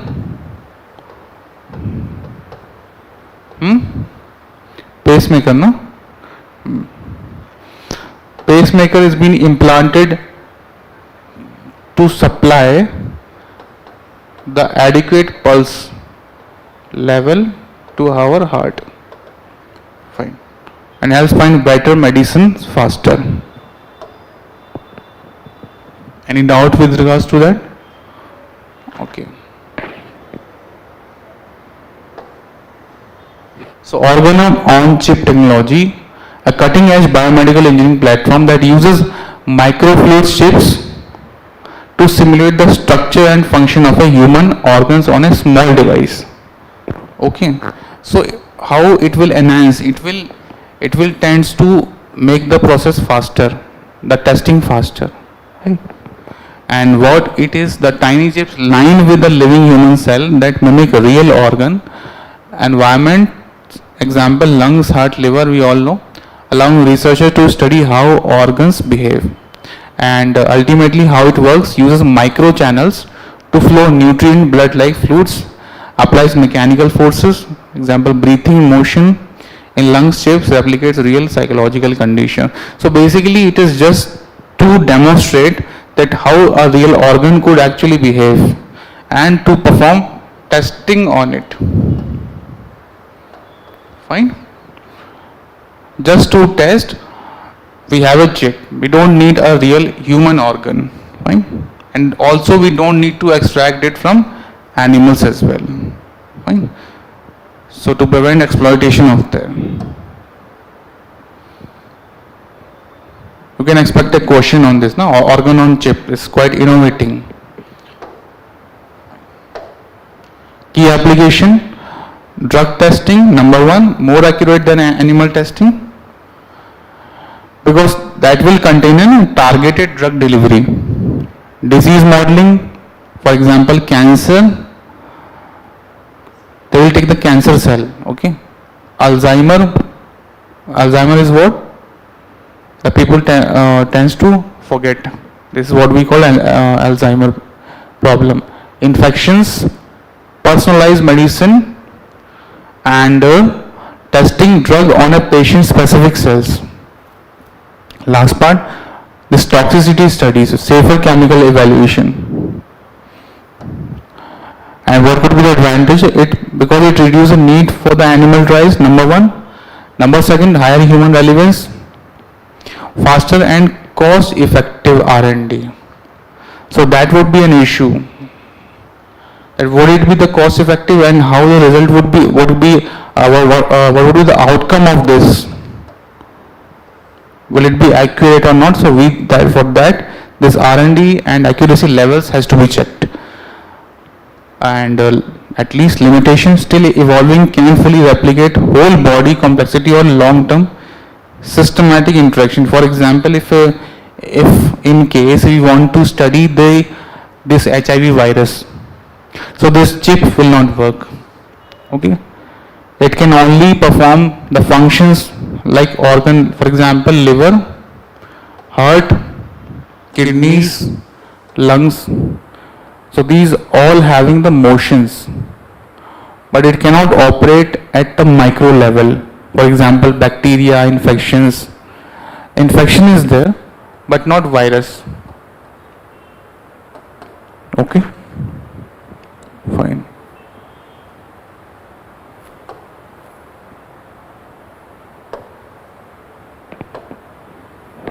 India has refused to sign the COP28 declaration.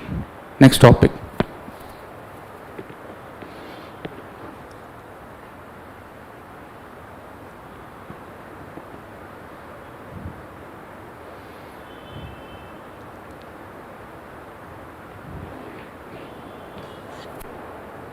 Again, it is related to the climate. We have seen now this global methane pledge. Because countries like India, it is number one, it is an agricultural economy. Number second, India possessing heavy amount of livestock like cow, buffaloes. So this is the single reason why India is refraining himself from signing this global methane pledge. Along with, there's one more country, I think it was New Zealand. Okay. So COP28, it becomes relevant for the exam. Why? Because Conference of Parties 28th declaration on climate and health side. What was happened in COP21 or COP20? Any idea? Okay, no issue. Just make a note of it, no? Like what outcome came in COP20 and COP21. So declaration on climate and health citing concern that greenhouse gas reduction for cooling in the health sector could hinder its ability to meet the growing demands for medical services, particularly in the remote and unreserved area. So what exactly was the reason that India refrained himself or refused to sign this COP28 declaration? The COP declaration emphasizes the need for substantial reduction in greenhouse gas emission. Again, the livestock issue, and a holistic approach to addressing the health challenge posed by climate change. So basically what other countries was emphasizing India, that to reduce down your greenhouse gas emission, but how?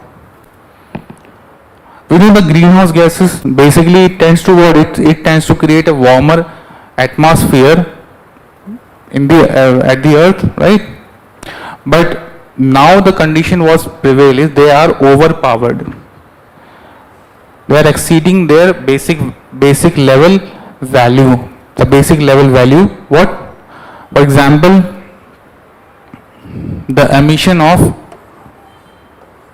NOx and SOx are rising, strengthening the greenhouse gases. Isn't this petrol emission, this petrol cars, diesel engines, what exactly they are doing? They are strengthening the greenhouse gases. Okay. So the other countries said that India should create a reduction in greenhouse gas emission, but how? Because there is a challenge the developing economies are facing, that no adequate funding.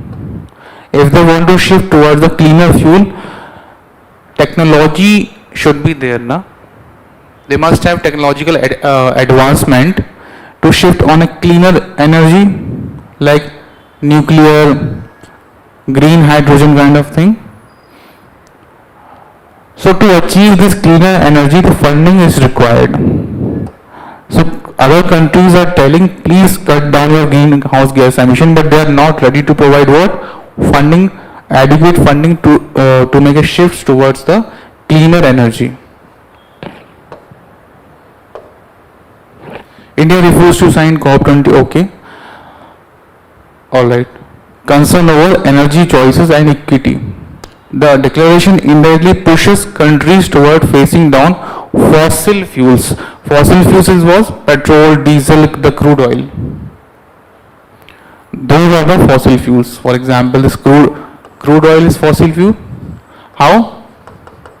Because it is obtained from the dead and decay, right? Oil, coal. Can we say coal is also a fossil fuel? Yes. India also imports coal. Fine. India is having rich coal reserves, but not of that quality level, right? Anthracite, bituminous, right? Which India sees as unfair given its developmental needs.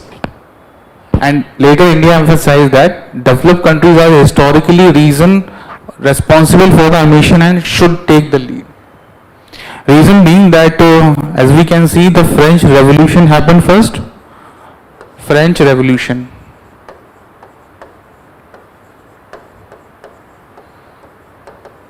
So what happened exactly in the French Revolution? The machine replaces the human. Yes, sir? The machine work replaces the human work. So isn't that kind of a development? Yes, no? So India said that the developed nations has already done so much of pollution that and then why now they want us to shift toward the cleaner approach. This point India tossed in the meeting, and it is very true as well. Reason being that developed nations, how they become developed? By creating pollution, establishing factories, spreading this NOx and SOx emission. This is how they generate their revenue, and now they are asking to the underdeveloped countries that please shift on the cleaner fuel. But they are telling the problem, but they are not telling a solution, right? So it also flagged lack of clear financial supports. Point is there. No INDC contribution was there, and technology transfer for developing nations. India's stance.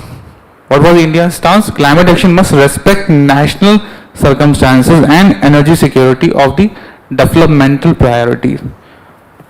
So even USA and even so many other developed nations are not ready to provide what? Technology. That how could you shift towards the clean energy, for example, green hydrogen and clean hydrogen fuel. All it requires what? The money power, the investment.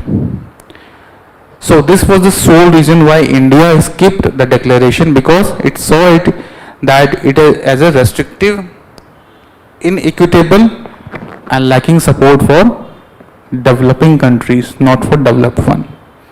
So this was the single reason why India refused to sign COP28.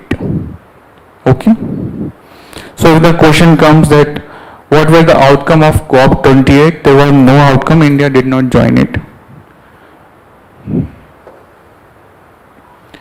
Okay, why make hydrogen at all? Next topic. We were discussing about the cleaner fuel now. We will discuss about the hydrogen with regards to the cleaner fuel. We have seen in the previous video, we have seen the hydrogen bomb. It is much more powerful than a nuclear, because also we have discussed about this nuclear fusion and fission. Fusion and fission, which is even more dangerous. Fusion one, na? Yes. So if we shift towards the hydrogen energy, the benefit of this what? It is a cleaner one, but why to make hydrogen? Everybody is talking about the hydrogen is clean energy, we should shift towards the hydrogen. But why to make hydrogen? What are these applications? Because some sectors can't run on electricity easily. Right. You must have known that in the earlier time that the train used to be run on the coal power, right? And it contributed too much of pollutant. Because some sectors can't run on electricity easily, this hydrogen can be used as an energy carrier plus industrial raw material, right? So number one, industrial use needed to make fertilizer, ammonia, number one, steel, chemicals. Today industry already depend on hydrogen, mostly gray hydrogen. So the applications of this hydrogen,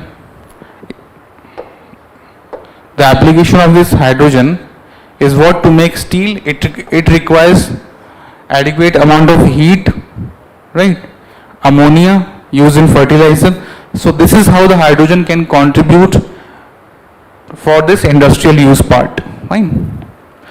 Number second, without, but read it here, na? Mostly the gray hydrogen. We will study in the next slide, the upcoming slide, what gray, blue and green hydrogen is all about. Fine. Any doubt? No. So without this hydrogen, without hydrogen, modern agriculture and heavy industries take a hit. Reason being, electricity is fine, but what about the coal? Again, pollution. Okay. Reducing the dependence on fossil fuels.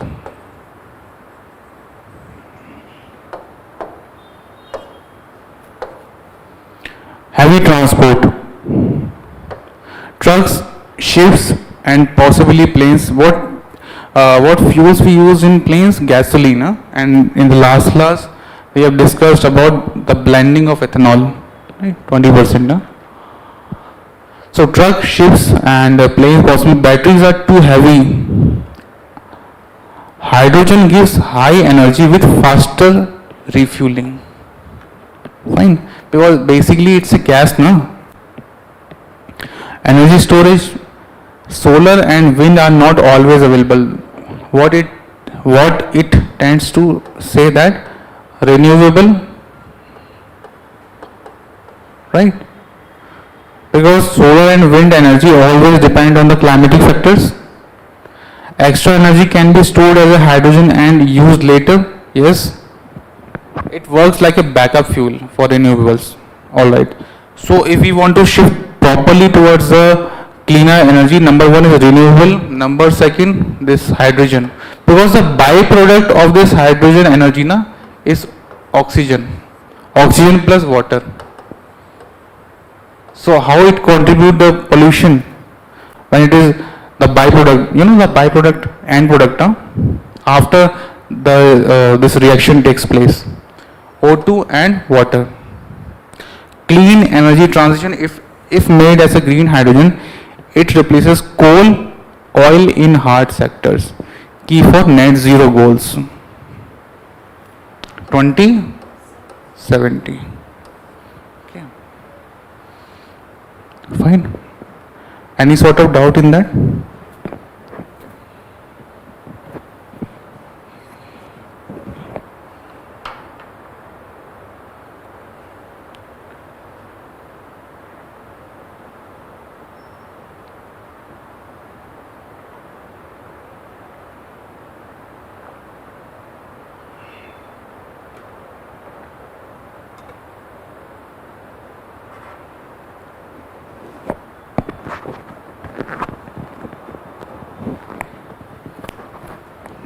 In this previous slide, this one,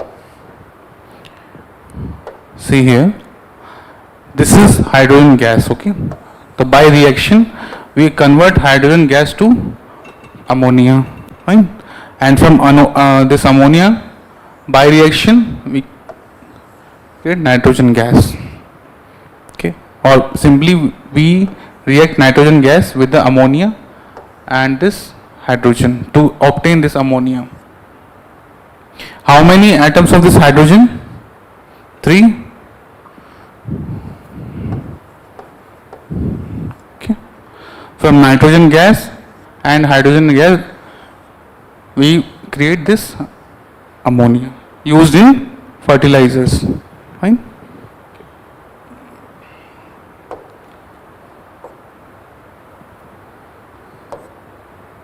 Okay.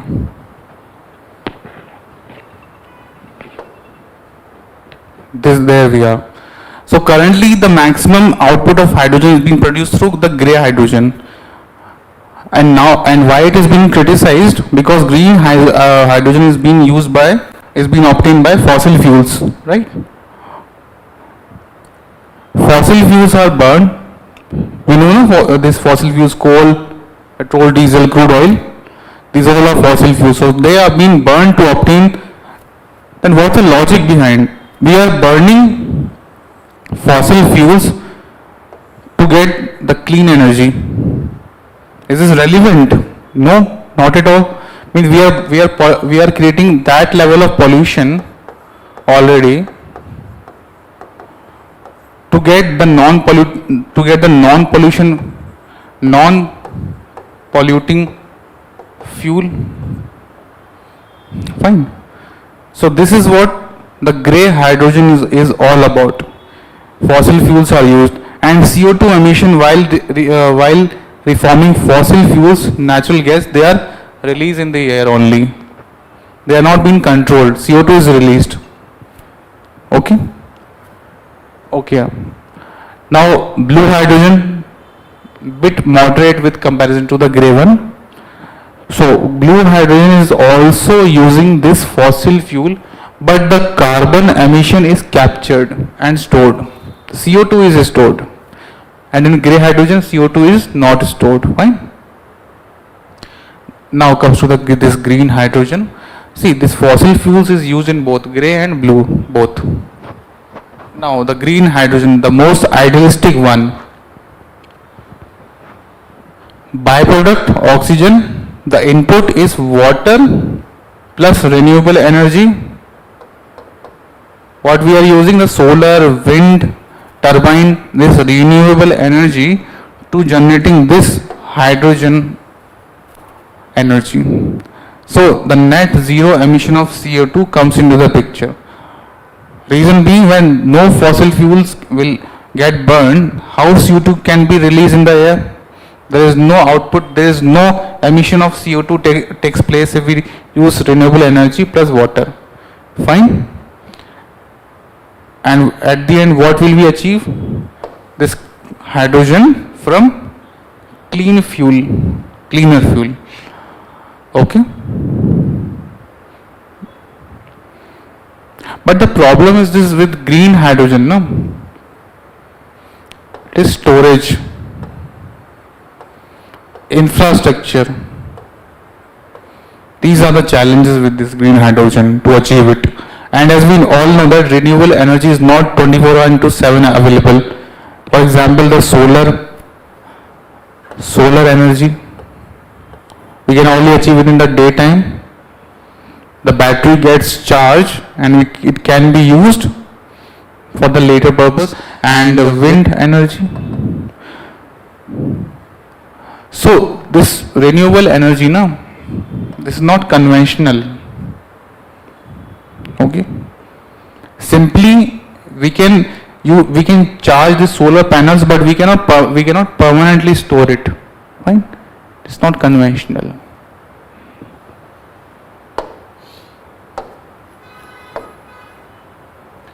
Okay, green hydrogen is clean, emissions free, energy source produced through the electrolysis of water using renewable energy source such as wind, solar and hydropower. These all are the source of renewable energy, and unlike traditional carbon intensive, which includes the fossil fuel to generate them, is known to be termed as the grey hydrogen, and the green hydrogen is virtually zero emission fuel, making it an important component in the fight against climate change. But again, the problems comes with the funding part and the conventional methodology to use the renewable energy sources. The production of this green hydrogen involves splitting water molecules into the hydrogen and oxygen using an electrolyzer powered by renewable electricity. This process not only generates a clean fuel but also produces oxygen as a byproduct. So, input for green hydrogen was water plus renewable energy. Very good. Okay.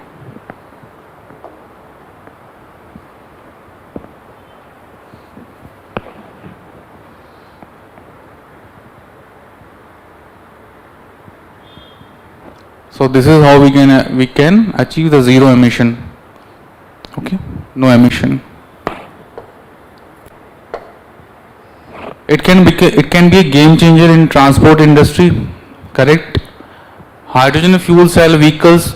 So currently these EVs nowadays operating on which battery? The lithium ion one, utilizing green hydrogen to generate electricity, which power the vehicle's electric motor. Fine. Can we say this hydrogen fuel is much more cleaner than CNG? Yes. Because carbon element is missing now. Yes. Unlike conventional gasoline or diesel powered vehicles, this emits only water, making them a zero emission mode of the transportation. There is one country, I think it's New Zealand, it's operating on hydrogen energy already. The hydrogen powered taxis they are running on. Okay. So these are some comparison of green, blue and grey hydrogen. Source is to produce grey hydrogen, natural gas and coal, which is simply the fossil fuels. The blue hydrogen, natural gas, and the source of green hydrogen is water, H2O. Production method, steam methane reforming at very high temperatures, SMR plus carbon capture, electrolysis using renewable energy. Electrolysis we understand, it's a very basic term. Carbon emission, high CO2 release, medium, near zero, absolutely zero actually. Energy source, fossil, renewable. Cost, now here comes the factor, see the cost. This is very cheapest. That is why it is being used widely. Okay. Moderate due to CCS cost. See the cost is getting higher, and that's this green hydrogen cost is very expensive. This is why it is very difficult to produce this green hydrogen, because solar panel cost is itself is bit higher. Okay. Environmental impact, you all know most polluting, medium and cleanest. And what is the current usage? Widely used to dominant today, limited but growing, and very limited but future focus. Okay. But this green hydrogen, this could be a long-term solution for the cleaner energy. It is expensive but long-term. This is cheapest but short-term. Fine. Any doubt? Okay, biologically, can we say it is very difficult? It would be very difficult to store this green hydrogen input. For example, we are using the non-conventional energy resource, that is renewable energy, solar and wind. First, we are converting energy from renewable, and then we are using that energy to produce the green hydrogen. Rather, if we take this fossil fuel, they are direct source of energy, coal and crude oil. We can directly burn them, we can directly extract the energy. But first, this green hydrogen, it is taking three stages. First, we are getting energy from the natural resources, sun, solar, wind. Then we convert that energy for use.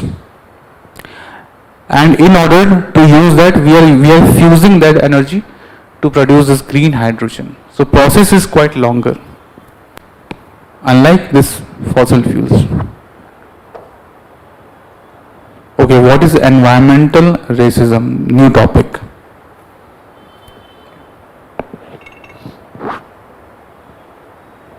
We all understand this racism, no? Okay. So actually we can observe it in nearby to a locality as well. Why? Reason being, we have seen the slum areas, right? We have seen the people resides near the hazard waste product, and so on. So this form of systematic racism disproportionately burdens communities of color. So the basic term coined, this racism term, this and this environmental racism word, na, it was coined by, it was termed by the Western countries. How? So a situation where marginalized racial or ethnic communities are disproportionately exposed to the pollution. For example, in India, let's not take an example of India first.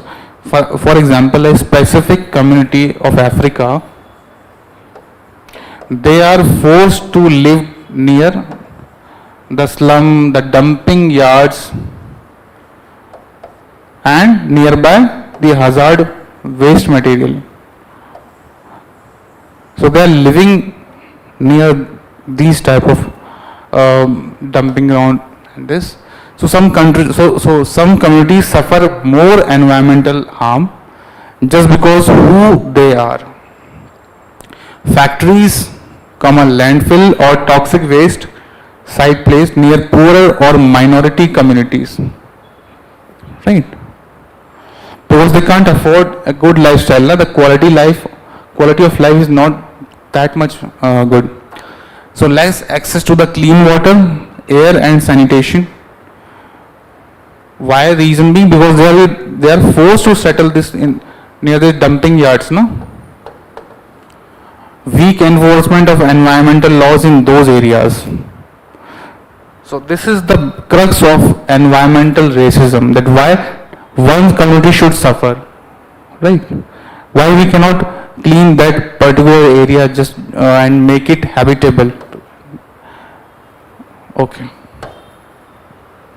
So in India, environmental racism manifests as caste, class-based and environmental injustice. So basically, for example, in India, caste-based,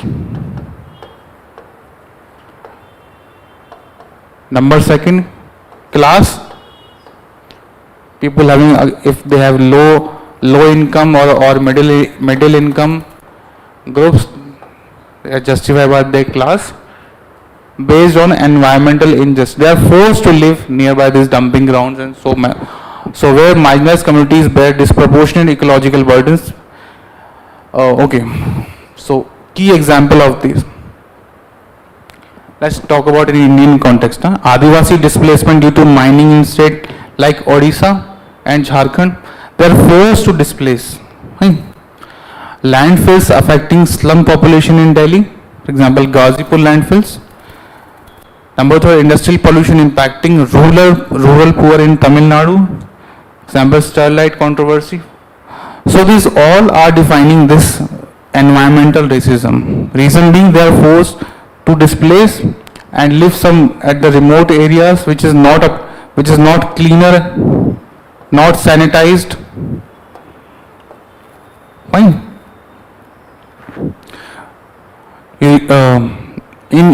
We can see uranium mining in Jharkhand, the radioactive poisoning ravaging, and it is disturbing the life and health of communities. This uranium mining, because obviously while mining the uranium, there is a higher chance of leakage, and also it is radioactive. Right? Uranium is radioactive, right? So this is causing what? Causing life-threatening diseases to them.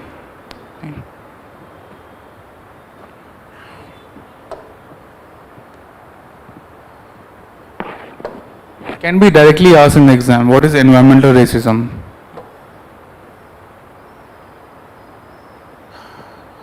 Okay, we'll take the break.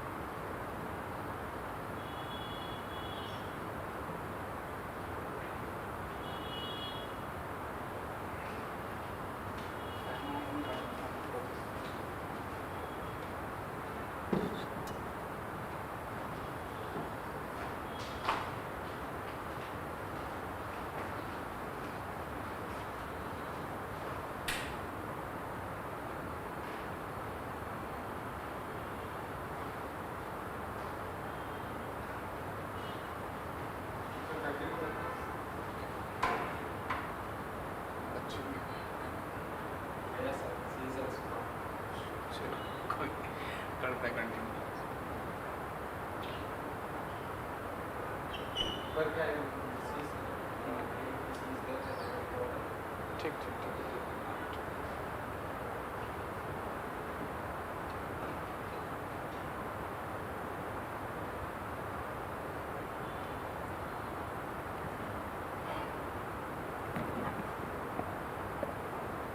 so welcome back.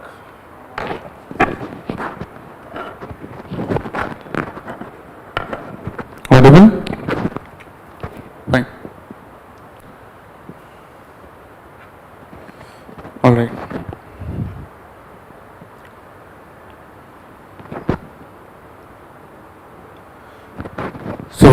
So we were discussing the topic environmental racism in India. Fine. So in that point of view, we discussed about the people who are forced to live nearby dumping yards, non-sanitization places, so they have to forcefully live over there. Environmental racism in India is highlighted by northeast environmental controversies. For example, proposal to auction of forest in central India for coal extraction. So as we all knows that whenever a community tends to displace in the name of extracting mines and minerals, they have been forcefully displaced from that particular place. For example, Jharkhand, the Jharia mines, to obtain iron ore and bauxite. So government tends to displace them from their original native place, and where they get settled down, some random places, and also they face the health hazards. Why? So, and the weakened environment impact assessment (EIA) framework as a result of drought EIA announcement in 2020, among other things. Italian dam in Arunachal Pradesh would submerge over 3 lakh trees and affect several thousand Mishmi people and indigenous tribal people with population of 13,000 in the state Dibang Valley. So we are talking about specifically the northeastern part, that how the northeastern region, the people were displaced from their native palaces. Also, the Buddhist monks in Tawang are protesting against the huge hydroelectric project planned by the government in the ecologically sensitive and seismic foothills of the region, and gas leaks from factories situated in remote areas affecting the villages around the Bhopal gas tragedy. Why is it gas leaks? Alright. So we mainly are discussing about the people, those who are displaced in southern region, in southeastern region, and the Jharkhand like tribal states. Okay.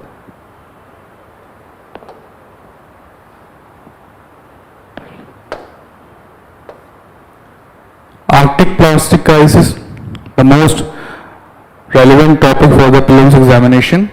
Here, the production use of fossil fuels are starting point of the problem faced by the Arctic related to the plastic chemical. So basically, this topic all talks about the plastic waste which is being accumulated in the Arctic region. Fine. But how these waste are being accumulated in the Arctic region? How?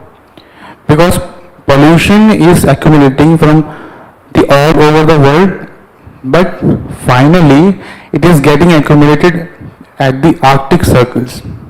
Reason being, it is a colder place. Fine. There are grasshopper effects as well, and the plastic are made from fossil fuels and chemicals, mostly petrochemicals derived from fossil fuels.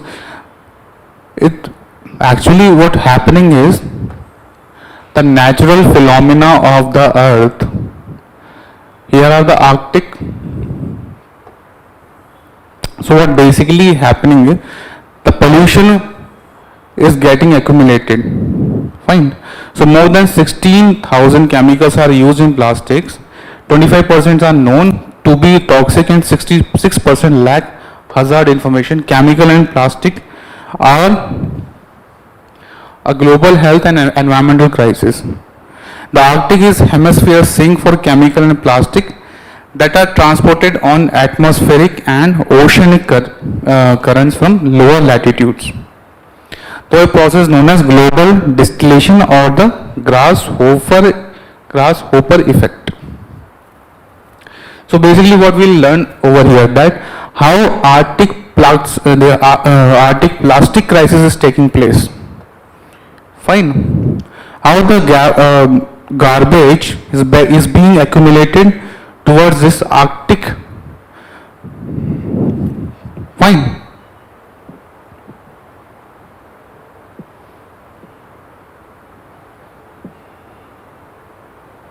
Okay. So now in the next slide we will discuss about the grasshopper effect. Okay.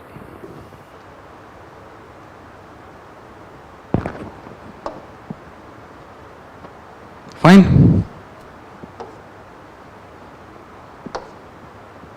Here it is, the most important one, the grasshopper effect.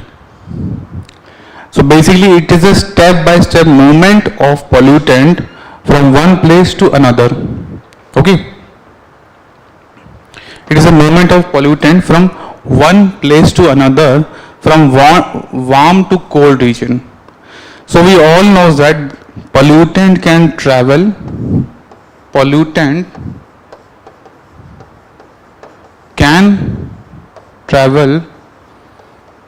long distance, and also it can remain suspended for longer durations as well. It can be in the environment for longer durations. It cannot be dismantled or it cannot be removed easily. So what happens is, in tropical temperate regions, chemicals like pesticides evaporates due to heat. Fine. And then later on, the evaporated pollutant, the winds carry them towards cooler region. So for example, if I say there is a pollutant, or for example if we let's take this, I made a farm. In a farm the pollutant occurs, or excess usage of urea or DAP. Okay, excess usage. So now these DAP or urea, they evaporates by heating effect. Now they evaporate, but still remain in the air. And the wind motion carry them towards cooler regions. So now they got evaporated and they reached to the cooler region, the colder one. How? The air pressure. Okay, the warm and cooler air. So pollutants carry them towards cooler region. As temperature drops, they condense and settle on land or water. So they get evaporated, and by evaporating they reach to the certain height. Fine. After reaching certain height in the air, they condensed and settle on land or water. So journey begins of a pollutant. Fine. This is how a pollutant travel step by step. On the later stages, when it gets warm again, they re-evaporate. The phase 3, they get re-evaporate and move further north.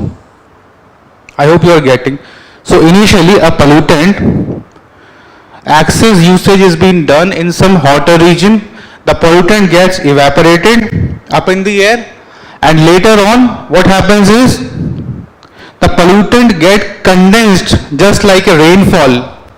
The pollutant get condensed and they settle on the land. And land or water. Again, the cycle continues. Again, when it gets warm again, they are heated again, they re-evaporate and move further to the northern part. south. Okay. So this is how a pollutant continues his journey. Pollutant could be anything. Either it is some carbon, this DAP pollutant, sulfur, anything of emission. It could be the microparticles, for example, I've given already. So this hop continues until they reach very cold region of the Arctic. So it is not necessary that pollutant comes from the Antarctic region or some USA or Canada, even from the equatorial region, countries like Africa. If the pollutant is in Africa, it can still reach to the northern side of what? The northern side, the colder side of the earth, the Arctic region. Okay. So this is all about the Arctic pollution, and this grasshopper effect is quite important and relevant, that how a pollutant travels or how a pollutant carries his journey towards the northern pole. Oh. And this is what I call the grasshopper effect. Number one, in warm temperature, move by air or wind to the colder places. In a colder temperature, condense and fall on the earth or water. Okay. And they permanently settle down in the Arctic region. But the problem is the Arctic region is there is no heating effect. There is no cooler effect. And the reason why in the colder areas it gets settled for permanently, because there is no further evaporating processes involved there. Okay.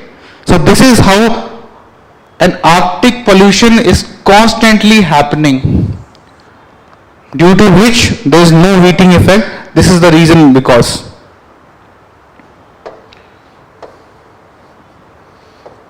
To a further slide. Okay, now we'll look at the mechanism. Evaporation in warm climates. Number one, toxic chemicals used in agriculture. Number one, industries. Number two, and plastic manufacturing. Example, pesticide, dioxin, PCB, PAH. They all get evaporate and reach to a condensed level, and they settle down in the water or the land. Due to which temperature in equatorial and temperature region, atmospheric and oceanic transport. So in first point, we saw the evaporation process. In the second, atmospheric and oceanic transport. So these volatile chemicals are carried by winds and water currents also. So we know that in oceanography we studied about the current, the cold current, the warm current. These streams also carry these pollutant, because water from the equatorial region, it becomes warm, it travels to the colder region, and the water from colder region, it travels to the equatorial. So exchange of stream, the exchange of current, they constantly travel in the oceans. So while the ocean becomes a carrier of these pollutant, it becomes a source, these water currents, and the secondary source to carry these pollutant is wind. They are very micro particles of pollutant, they are very micro. So number one, this grasshopper effect we have seen, and the another carrier is what? The ocean. Fine. Second, third, condensation in colder region, cooler region. As the chemical reach colder zones like Arctic, they condense and falls to the surface through rain, snow, or direct deposition. So once this deposition is being achieved, it is irrevocable. It is not further breakdown. Not breakdown further. Why? Because there is missing of heating effect. Okay, done. Another point, repetition of the cycle.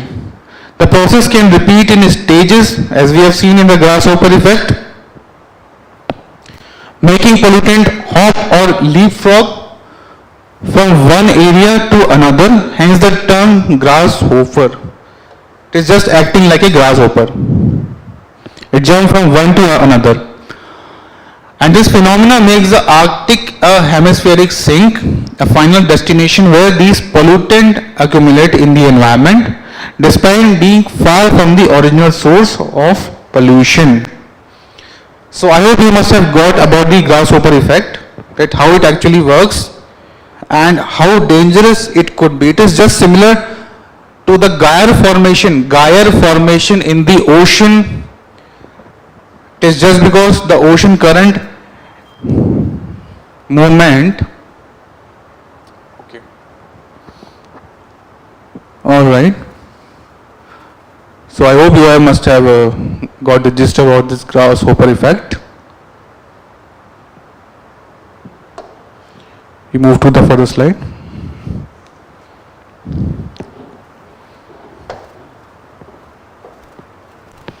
Key chemicals accumulating via grasshopper effect.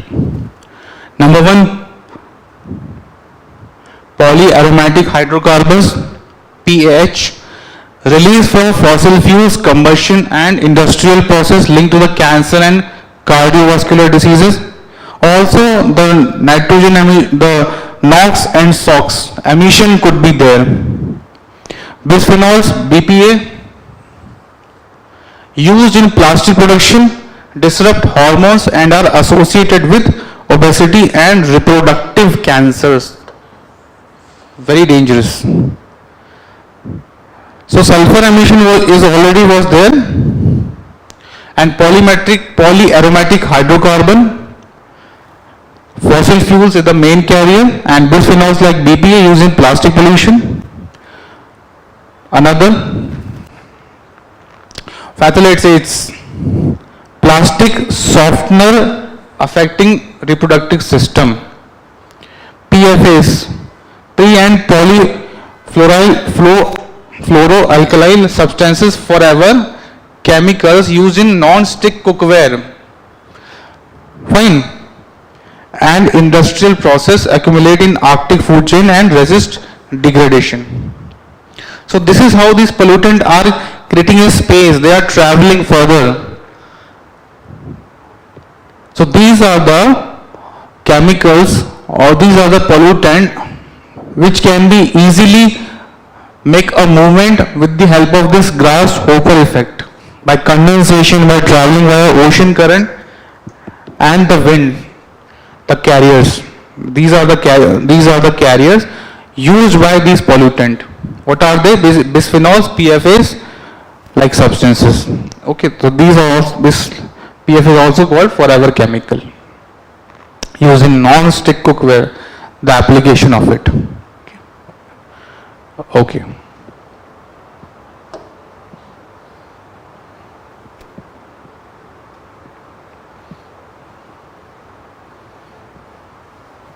Okay, next slide. Wildlife impact of plastic pollution. What could be the impact of plastic pollution with regards to the this Arctic Ocean? So in Arctic region, what we have seen, it remains permanently cool. There is no heating effect. It is just because pollutant could not get evaporate further, so it gets settled down there permanently. So this is the main problem with the Arctic accumulation, with the pollutant accumulating at the Arctic. Wildlife, marine and terrestrial animals can ingest or become entangled in plastic debris. Hold on a second. Yeah. Plastic debris leading to injury, impaired movement and feeding, and often death. What happening over here is that animals, the marine animals, are consuming these pollutants. Fine. It is getting settled down in their bodies, deeper down. They can ingest and become entangled in plastic debris, leading to injury, impaired movement and feeding, and often death. Species at the risk include seabird, marine mammals like seals and whales and polar bears. So this plastic debris, the marine life is getting entangled. Sometimes we have seen a seagull entangled in a plastic cup or a plastic box kind of thing. And also sometimes they inject, they inhale, they consume the plastic, in fact sometimes. So this is how this marine wildlife has been destroyed. Another ecosystem, plastic can absorb and transport chemical pollutant, introducing them into the food. So we know that if a hot coffee is poured into a cup made up of plastic, the microparticles, the microplastic could be there, and it is available in the micro sizes, in vast numbers. Fine. So plastic can absorb and transport chemical pollutants, introducing them into food web when ingested by organism. So for example, a fish is captured by a seagull and the plastic particles was available in that seagull, and it consumed by that fish consumed by that seagull. What will happen? That microplastic will reach to the body, will reach inside the body of that seagull, because that seagull consumed that fish which already had a microplastic. Fine. So these toxins can travel from species to species.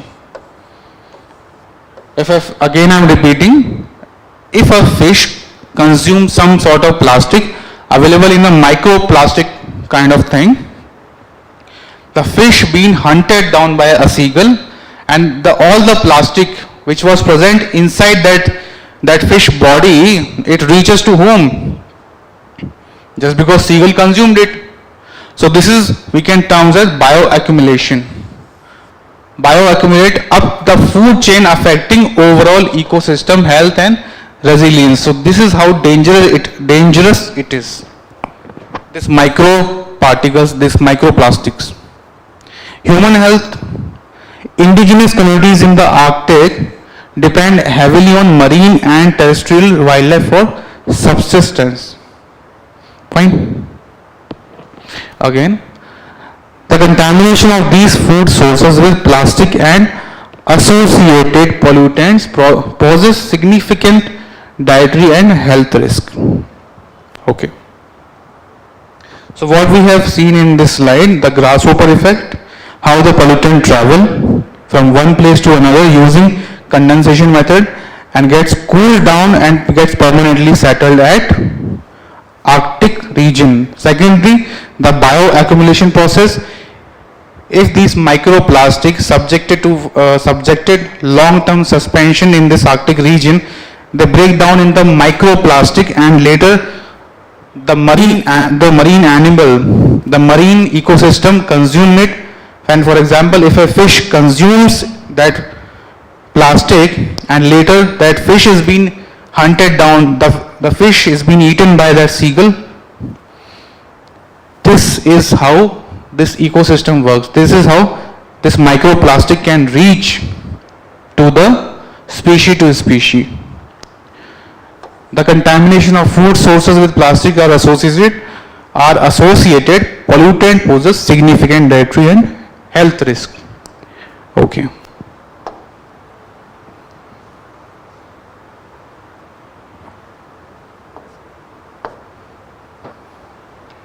Another topic we are introducing, Alliance for Transformative Action on Climate Change and Health, ATTACH. Alliance for Transformative Action in Climate Change Health, about launched by World Health Organization WHO in COP26. Please note it down. Okay.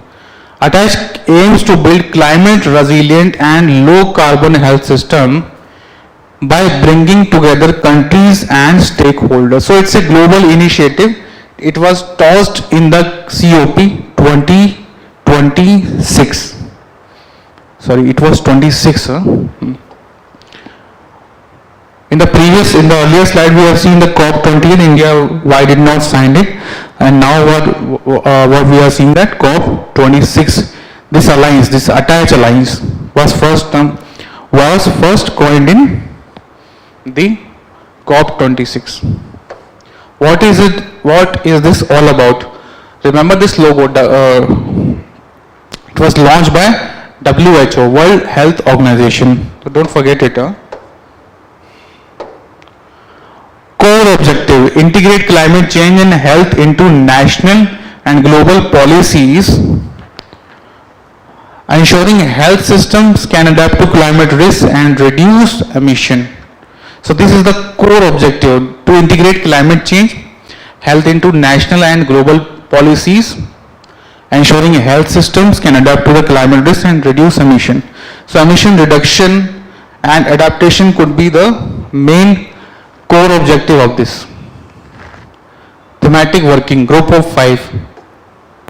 Financing health commitments, number 1. Number 2, climate resilient health system. Fine. Number 3, low carbon sustainable health system, supply chains and climate action and nutrition. So these are the core objectives.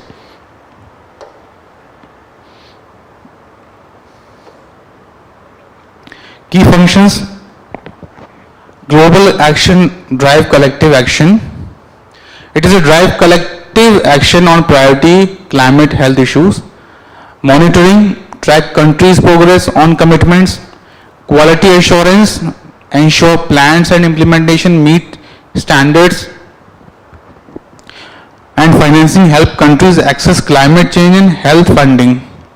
So it is basically an association which keep on tracks the global action regarding the financing, quality assurance and monitoring of the progress of the commitments, and knowledge sharing as well, providing platform for expertise plus technical support. Okay.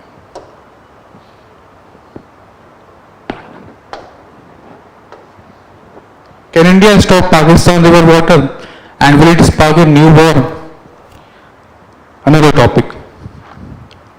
So recently there was a terrorist attack on India.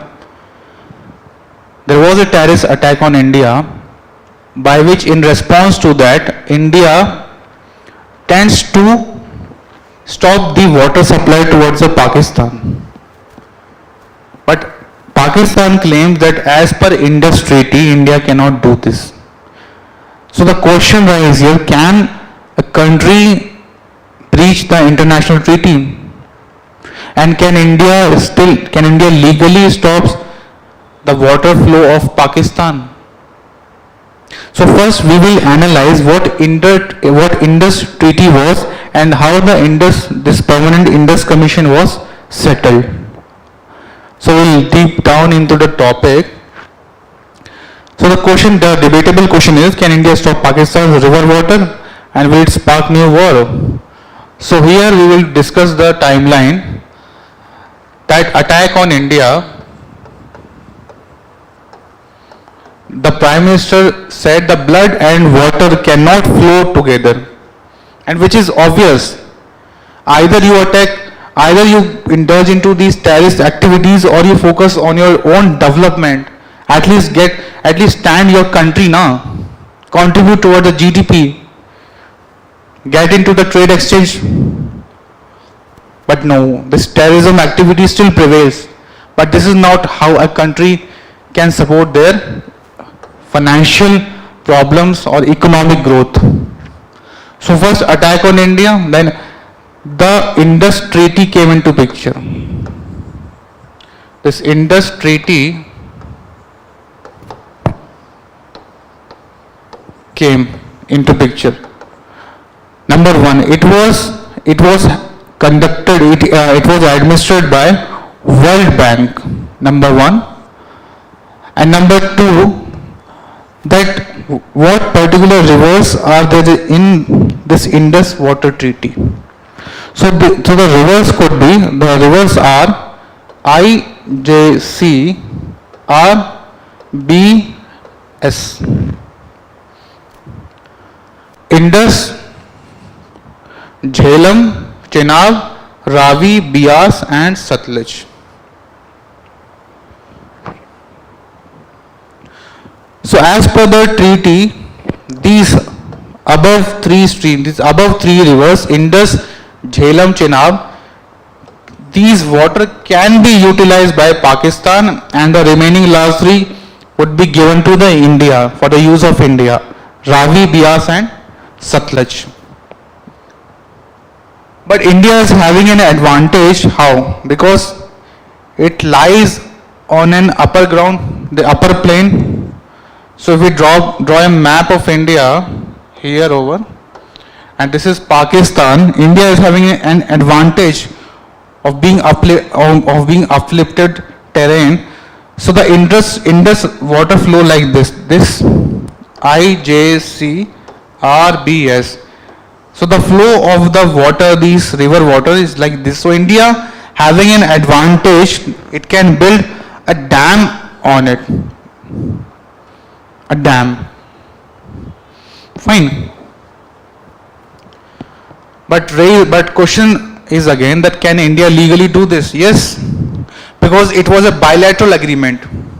There's no other party was involved except the World Bank, and which is only for to administer this treaty. Not a jurisdictional role by World Bank. It is only a bilateral issue between India and Pakistan. Similar with Kashmir problem. It is also a bilateral issue. No third party can mediate in between this. Okay. Alright. So here is a crystal clear map I have attached.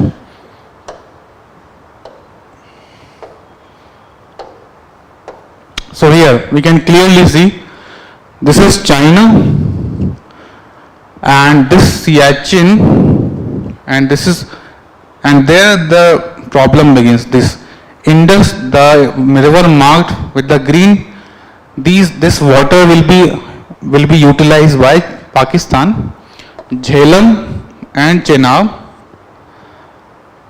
and the flow which India can utilize of river Ravi, Bias and Satluj. So Indus Water Treaty done in 1960. According to the Indus Water Treaty signed in 1960, India controls all the water from three eastern rivers, but must allow and restrict unrestricted water from the western river to the Pakistan. The same thing what China is doing with the Brahmaputra. It is building a dam on Brahmaputra to hamper its flow towards the India. Okay, so the three eastern rivers Ravi, Satluj and Bias were allocated entirely to India, while the three western rivers Indus, Jhelum and Chenab were reserved for the Pakistan exclusive use.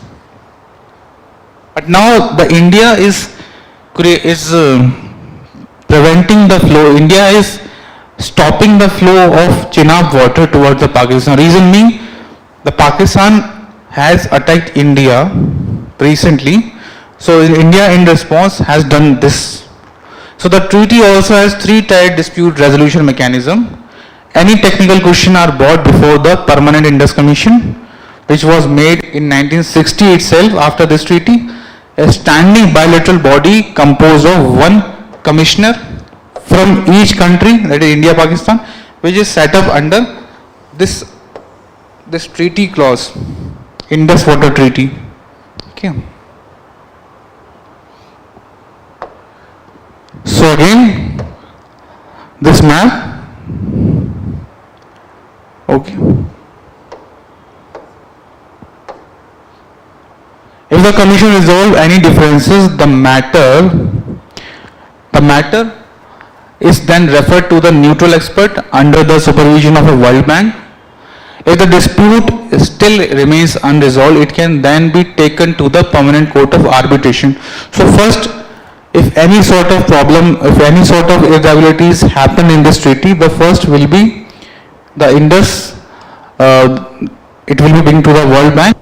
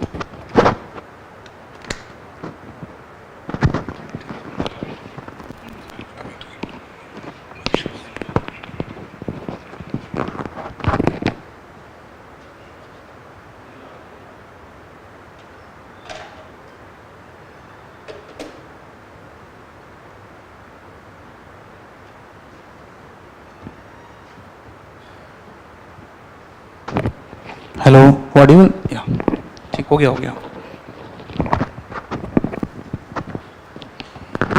Done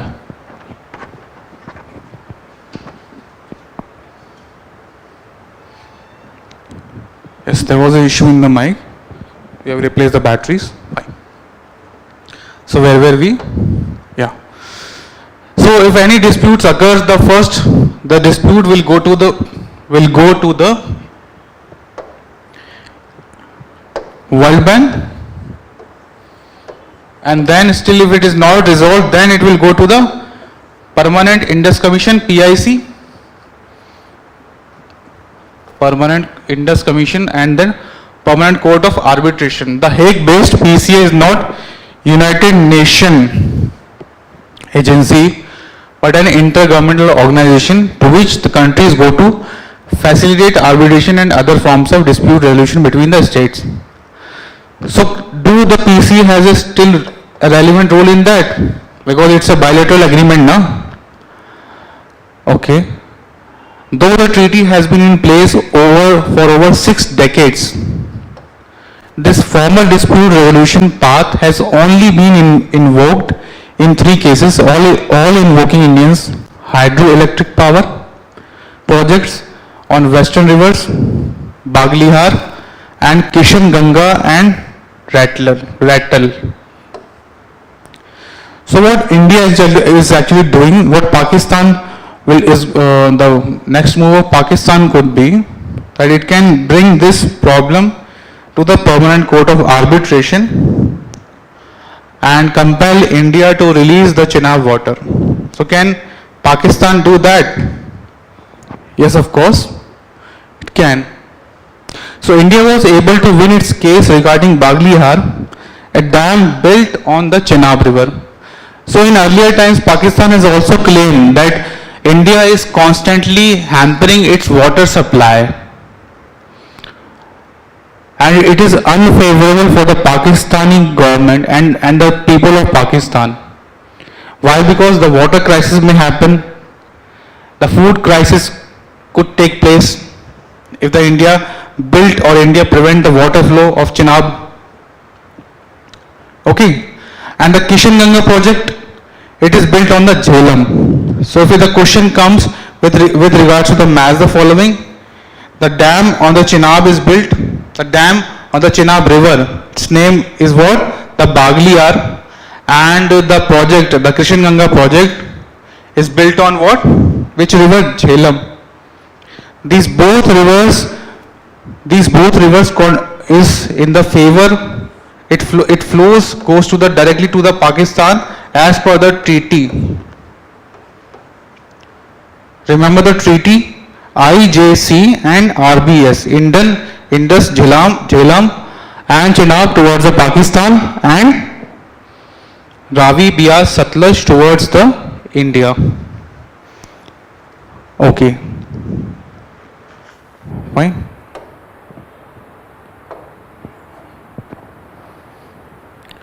So hydroelectric power project can be asked in the exam. And remember this name, this Bagliyar on Chenab and Kishan Ganga project on Jhelum river. Okay.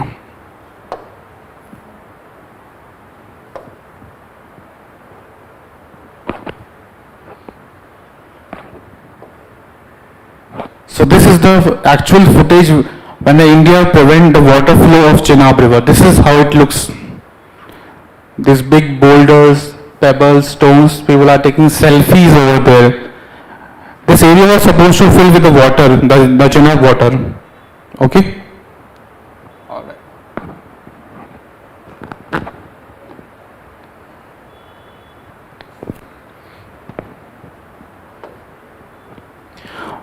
Question UPSC Prelims, PYQ. With reference to the Indus Water Treaty, consider the following statements. Number 1. The treaty allocated the 3 western rivers of the Indus River system to Pakistan for unrestricted usage. Read it carefully.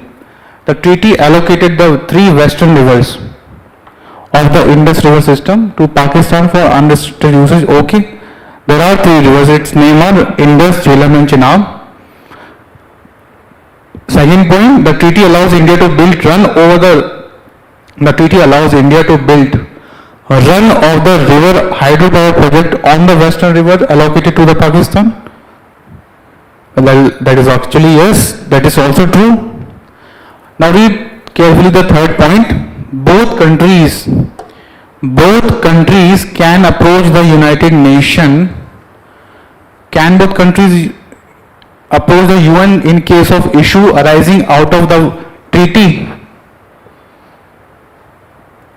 Can they do that?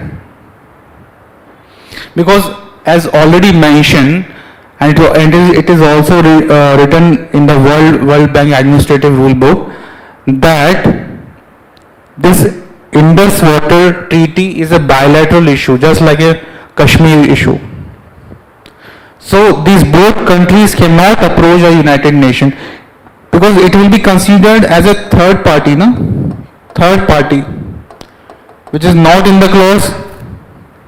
They can reach permanent court of arbitration, but not United Nations, and that's true for just for arbitration, not for ruling. So option number 3, the statement 3 would be the wrong, because there is no role of United Nations with regards to this Indus Water Treaty. Okay, so option number A would be the right answer. Fine.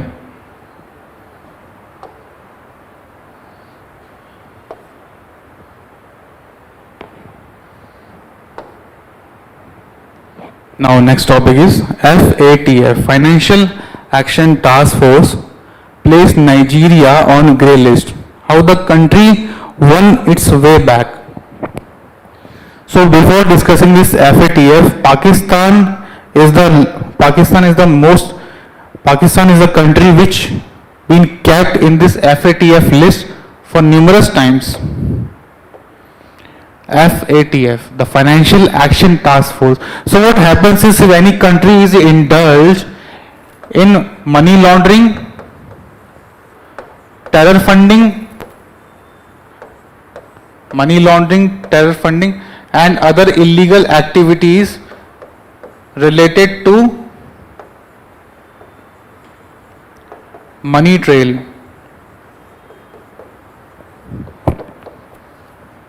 So if any country is found to be indulged in these illegal activities like terror funding or money laundering or any illegal money trail, the FATF comes into the picture and it puts restriction and condition imposed on that country. So recently Nigeria removal from the FATF grey list marks, so this FATF consists of grey list,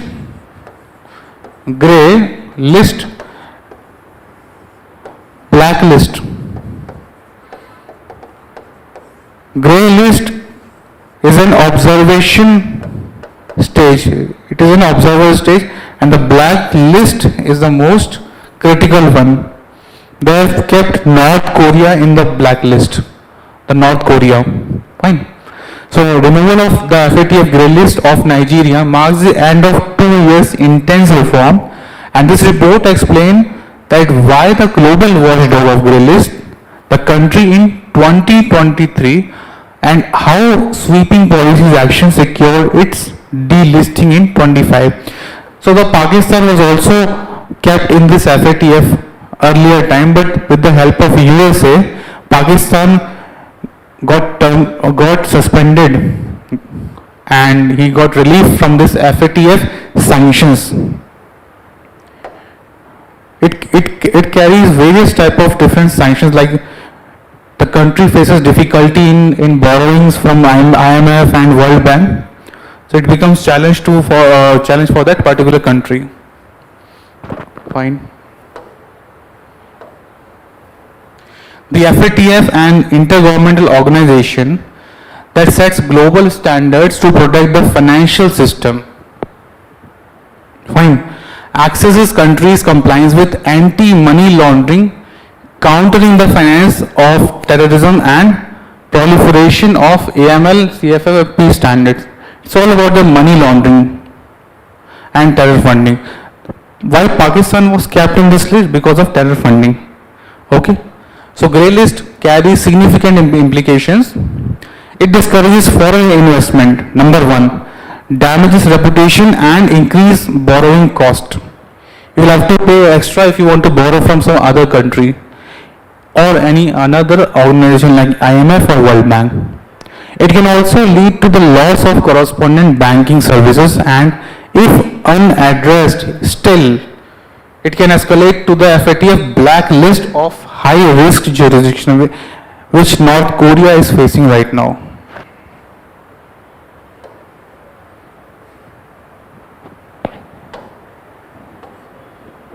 What conditions must such controversies follow? Such countries follow.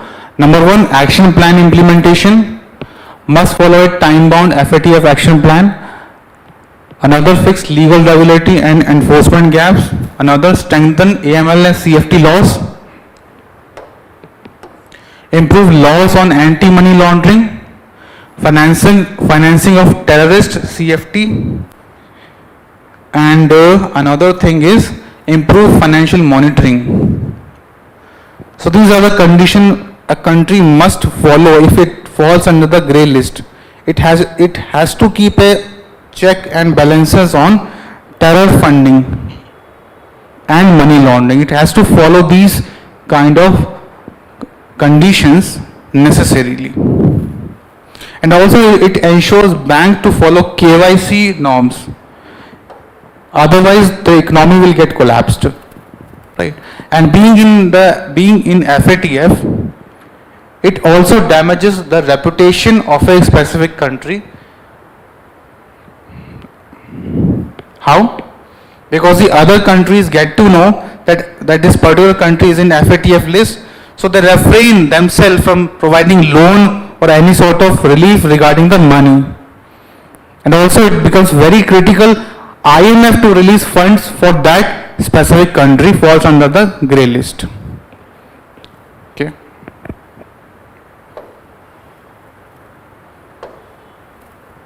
Tariff financing crackdown.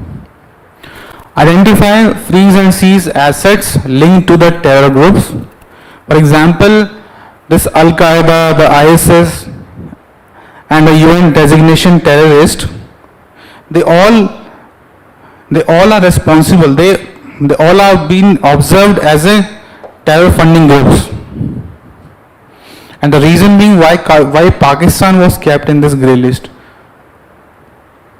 So terror financing crackdown, identify the account, freeze and seize assets linked to the terror groups, act against individual and organizations involved, and to avoid FATF grey list, Pakistan used lobbying firms for the US government. So the US could help Pakistan to get out from this list. Fine.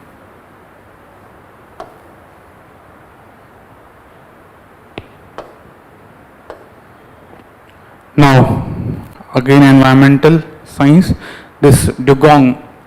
The question was being framed on the dugong in the previous year. So we talk about the dugong. It is a large, slow-moving marine mammal, commonly called a sea cow, that feeds exclusively upon seagrass, and it is a keystone species for. So what are keystone species?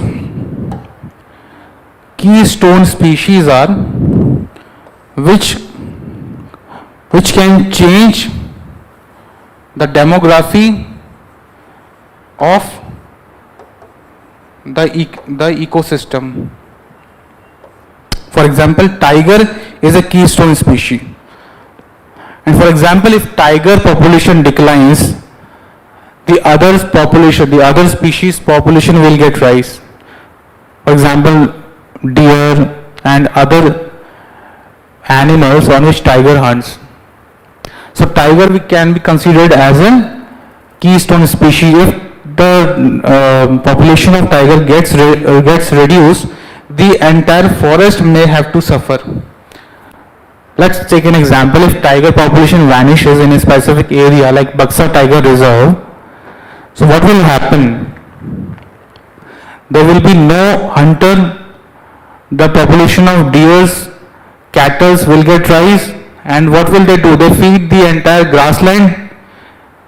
There will be no checks and balances, and the balance will get disturbed just because of this absence of this keystone species. So this is what the major role, how keystone species follow to maintain the population and to maintain the checks and balances on the others by consuming it, just like a tiger. So it is a keystone species playing a vital role in maintaining healthy seagrass meadows. Scientific name, what is scientific name? It is already dugong. And habitat of this dugong is, it is found in warm, shallow coastal waters of the Indian and Western Pacific Ocean. Lives mainly in seagrasses, meadows, estuaries, lagoons and near shore areas. And unlike manatees, dugongs are strictly marine and do not enter fresh water. So their habitat is basically what? The shallow and coastal waters of the Indian and Western Pacific Ocean. They never enter the freshwater zone. Reason being, they already lives in this seagrass. They feed on it.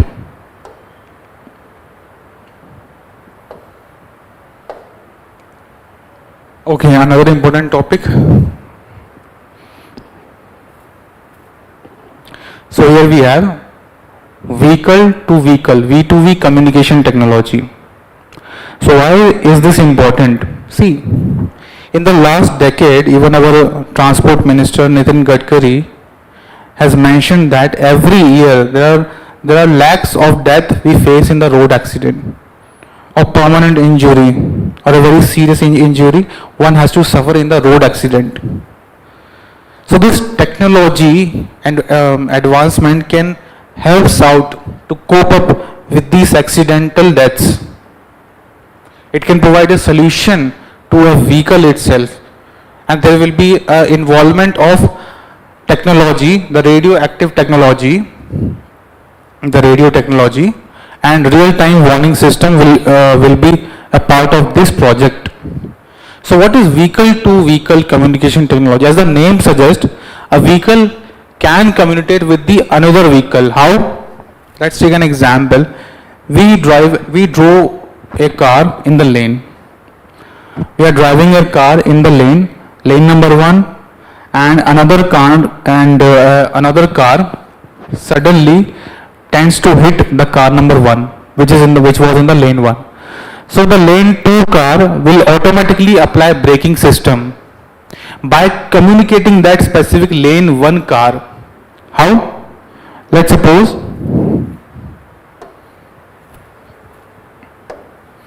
all we have seen an example of RFID, the toll text. Okay, this toll text we all knows. So how it actually works? First we will discuss this technology, this V2V. Okay. So let's suppose there is a car 1 traveling in the lane on a highway, and suddenly a car number 2 tends to hit it. Car 2 is about to collide with car number 1, but soon or earlier this V2V technology will automatically comes into the picture. It will send signal and receive signal. A short wave communication will happen. Okay, the both car will communicate together, and automatic brake system will apply in order to avoid that collision. Okay, so this is how the V2V technology actually works. This is a basic layman term that I have used, only the layman language. Fine. It also involves the complexities using the how these two vehicles will get communicate. So here in the picture or diagram, in the picture you can see they are communicating with all those vehicles nearby passing. Right? At the tentative distance of 50 meter, 30 meter, they can communicate with each other. So the government of India has announced that vehicle-to-vehicle V2V communication technology will be rolled out at nationwide by the end of 2026 to reduce accidental deaths and road crashes. It is a wireless communication system, as we all know. There would be no wire attached, that allows vehicle to directly exchange data with nearby vehicles without relying on mobile networks, enabling cars to talk to each other. So this is the USP of this technology, that how the car can communicate with each other via radio signals in real time.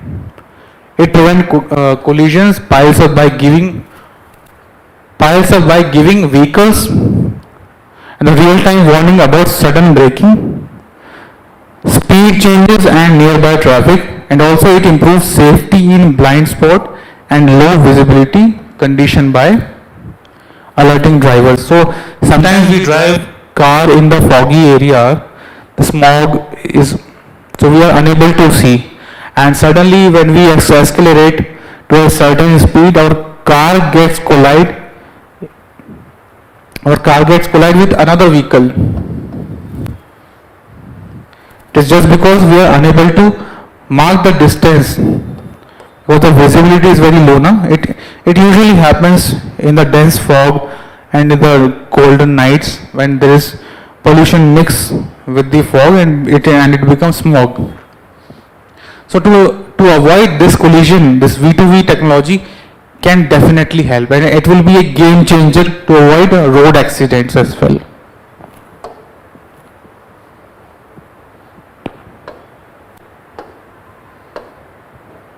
how it works. So each engine will have a small SIM-like device in order to communicate the other vehicle. There will be a small SIM-like device installed inside it. This device allows the vehicle to send and receive signals from nearby vehicles.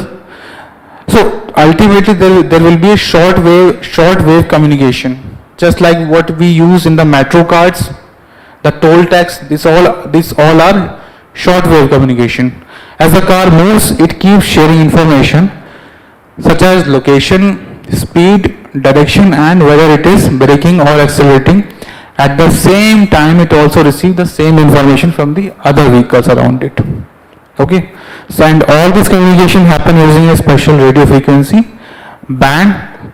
The number are not that much important, approved by the Department of Telecommunications. So Ministry of Transport, along with this telecommunication community, this telecommunication ministry will work on it. So it works even without mobile internet. That's the biggest challenge. That how will they communicate with the another vehicle? If the system detects that another vehicle is too close, sudden braking will automatically apply. Or approaching from a blind spot, it instantly warns the driver. In vehicles with advanced driver assistance system ADS, and these alert can also help the car automatically to apply what? To slow down the avoid danger. And also it can apply brake itself. And also it can be a good project involvement. It can be a part of self-driving car project, that how a car can communicate to the another car or vehicle. Okay, so I hope you have got some understanding of this topic. So this is not new for this. This involves the short wave communication, not the long wave. Just like we use on the toll tax and the metro cards, it also requires chip-based system, the small SIM-like devices.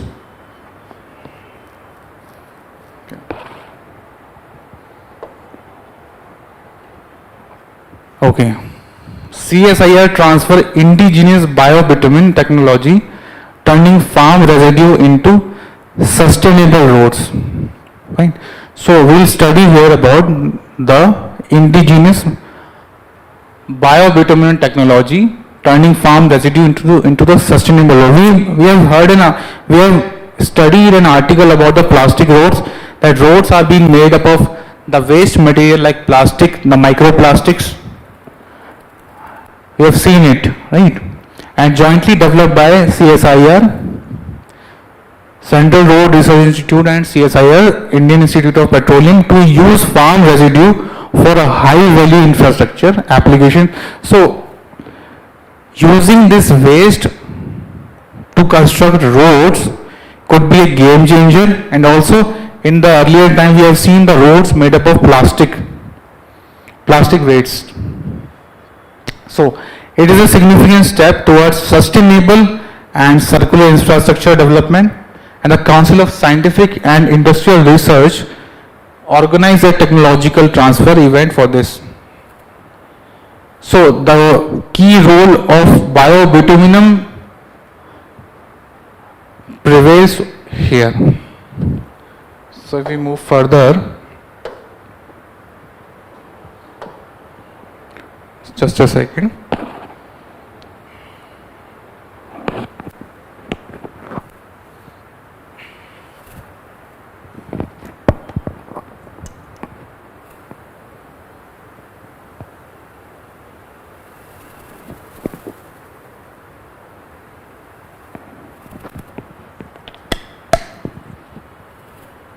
Yes.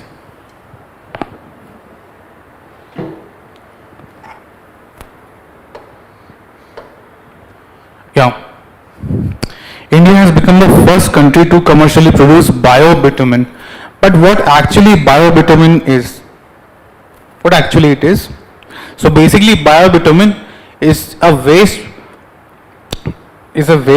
used for the construction of roads. Okay, marking a global milestone in the green infrastructure. What is biobitumen? It is a bio-based alternative conventional petroleum bitumen used as a binder in the road. So here you can see the picture. It is a binder. Bitumen is distilled from crude oil and suitable for binding other materials. Just like the cement, we use bricks and cement, no? So cement act as a binder for the bricks. So again, biobitumen is what this word is attached, bio. So it must be carbon neutral and again the environment friendly. Okay. So biobitumen is a bio-based alternative to conventional petroleum bitumen used as a binder in road construction. It is produced from agricultural residue. Again, just like the residue of paddy, wheat, rice, so other crops, the residue, especially rice straw, and can partially replace fossil fuels derived bitumen without compromising road performance. So this biobitumen can be a game changer. Why? Because it is a sustainable this is a cleaner catalyst binder for road construction. Okay. And also it is produced from this residue and comprising road performance. Organization involved. What are the organizations are there? CSIR, CRRI and CSIR IIP, the Institute of Petroleum. So these three organizations are involved in there. Council of Scientific and Industrial Research, Center Road Research Institute and the Indian Institute of Petroleum. So we can see the contribution of these three organizations. Okay.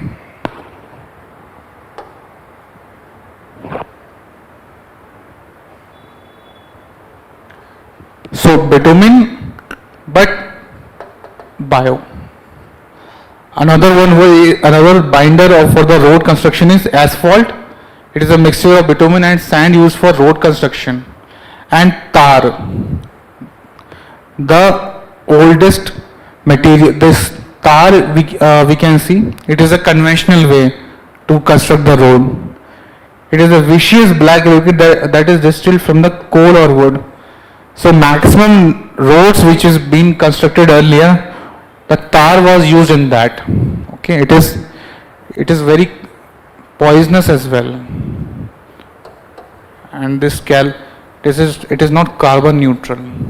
The carbon content is very high. As we can see, it is made from coal or wood.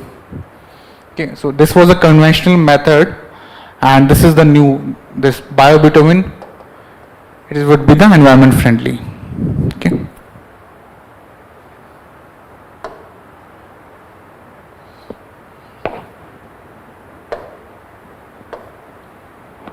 Another concept, the concept of 0 day. As we can see, there was a question in the UPSC Prelims about the 0 hour. So on the similar line of that, the concept of 0 day can be asked again. Why? It was a new. The 0 day has re-entered global focus as the United Nations warned that worsening climate change, groundwater depletion and weak water governance could push many cities, including in India, towards acute water collapse about day 0. So day 0 determines that suppose a country or state, for example, let's take an state, if it is running below the limit of threshold, it is running below the threshold limit of groundwater. So this is called day 0. So for example, if the water capacity of a certain specific state is 5%, so now it is running below. It comes at 2% now. it already crosses the threshold value of groundwater reserve. So this is what we called about the 0 day. So what actually it is, as per the definition, day 0 refers to the point at which the city or region usable water supply falls below a critical threshold, forcing authorities to shut off regular tap water.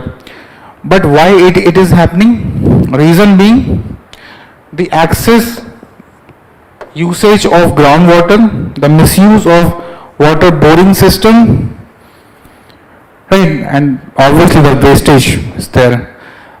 So the country or a state is running down to the threshold lines is called the 0 day.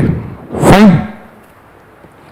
City origin usable water supply fall below a critical threshold, forcing authorities to shut off regular tap water and supply water only through rationed emergency and distribution points.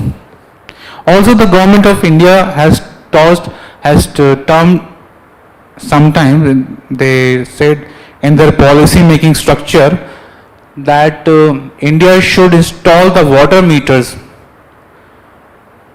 The much you consume, the much you pay. So this concept should be imposed somehow. Okay, so this tells about the day 0. Fine. And also the water scarcity can be seen in the many places. For example, in the Bangalore, the water source is Kaveri water, and the Kaveri is what? It is a non-permanent, this river depends on the rainfall.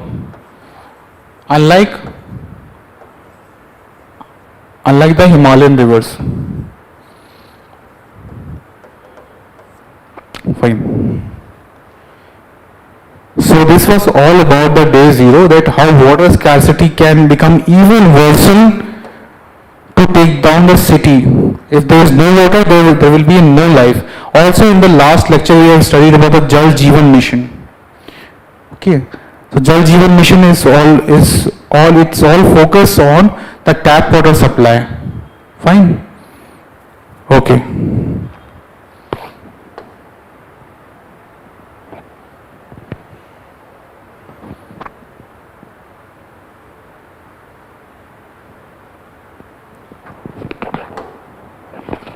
Question in the UPSC PYQ. Consider the following statements with respect to 0R. The time immediately following the question hour in the house has come to be the prevalently known as 0R. Okay. At present, 20 matters per day as per their priority in the ballot are allotted to the bay to be raised during 0R. Yes. So option B. Okay. Another. Yeah. So now we'll discuss about environmental question of PYQ's theme, the pangolin. So 3 persons arrested with 14 pangolin scales near Bhitarkanika. It's a wildlife sanctuary, this Bhitarkanika National Park. So here you can see the pangolin. Okay. In the previous year, the question being asked on the pangolin with regards to its medicinal use and its poaching.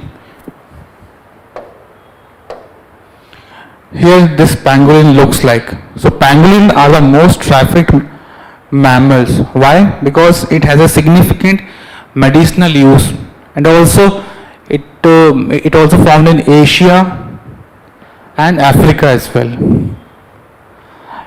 It has a high demand for their meat, scales in Asia and Africa, primarily for use in traditional medicine to treat ailments like rheumatism, arthritis and skin conditions.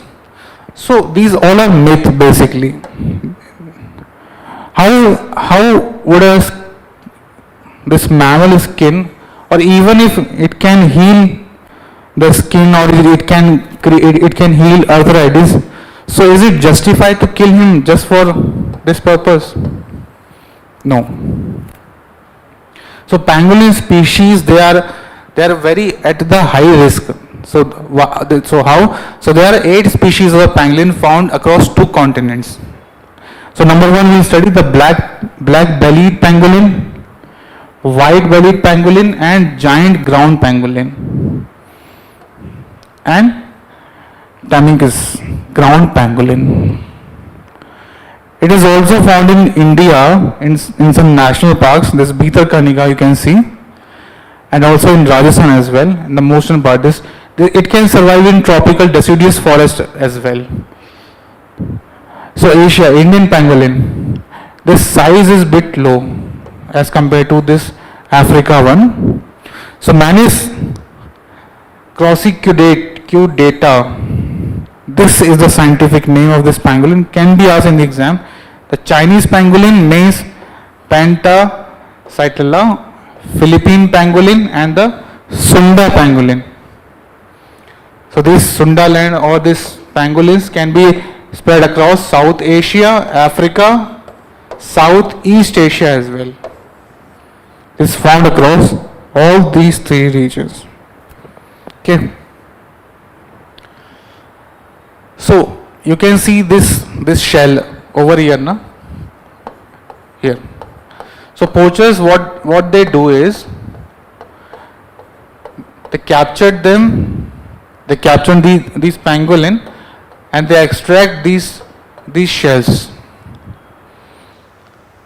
and it is having the higher market value. They sell this in the open market, in the black market, sorry, at very higher price. Yeah.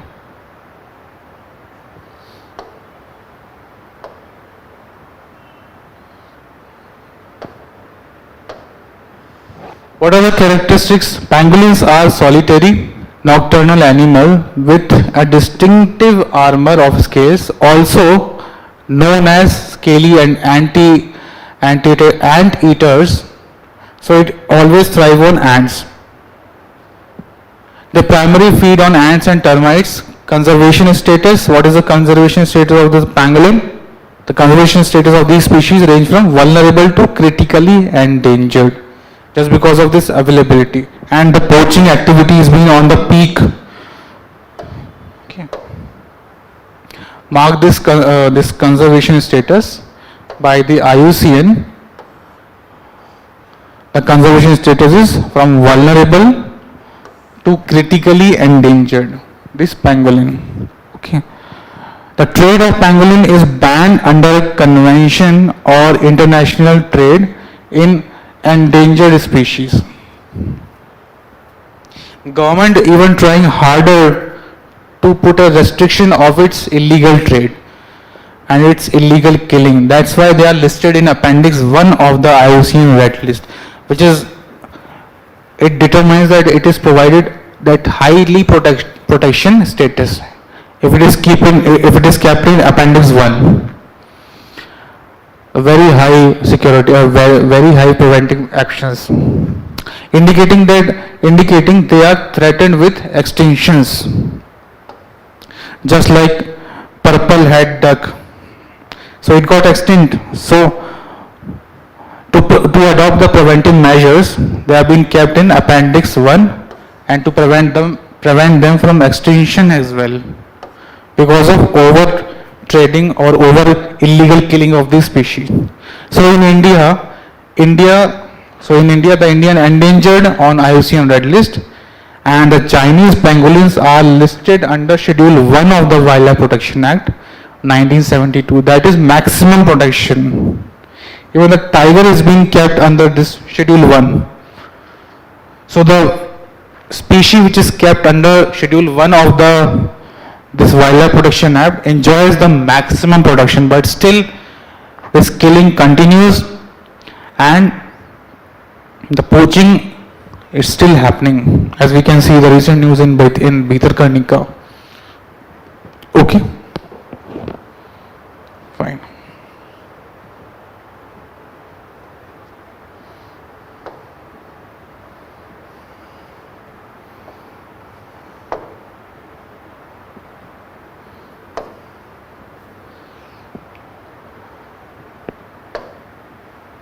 Okay. Now previous a very important question. Consider the following animals: hedgehog, number second marmot, number 3 you can see here the pangolin. Okay. So to reduce chance of being captured by predators, which of the following organism roll up? So the characters is been given here. To reduce the chance of being captured by predators, which of the above organism roll up like just like this? They get roll up to protect themselves, to protect their vulnerable parts. So think and answer. Think for 2 minutes or just 2 seconds. You must have got an answer.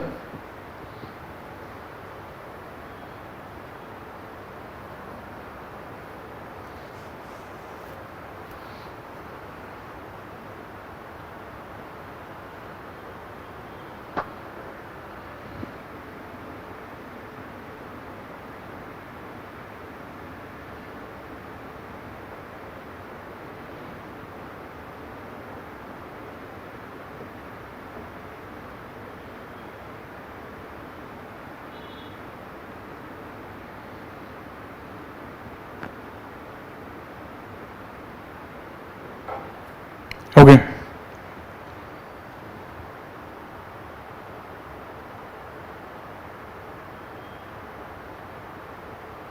So can we see the pangolin is there? Pangolin.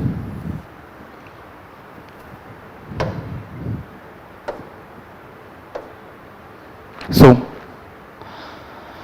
we talk about the rest of the options. Hedgehog are small, nocturnal, spiny, having a spines to protect. Spiny mammals, when they are frightened or annoyed, hedgehog will roll into a ball,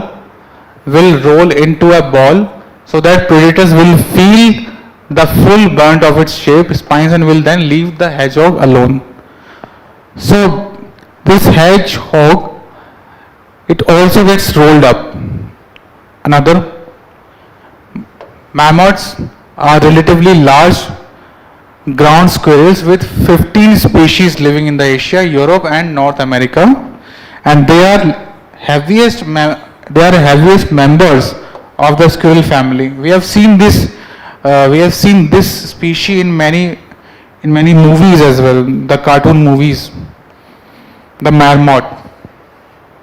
Okay, and they are the heaviest member of squirrel family, and it does not roll up to protect itself. So hedgehog and pangolin, hedgehog plus pangolin can roll up to secure their life. Okay, it is also nocturnal. When they are frightened or annoyed, hedgehog will roll into a ball similar like pangolin. Okay, fine. Look at the pictures. Okay. And can you name that animal which is not frightened by any other animal?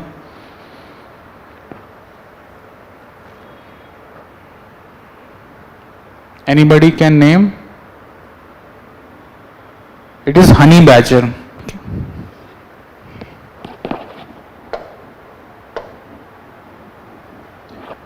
Another important species. It was in news. Amazon stingless bee.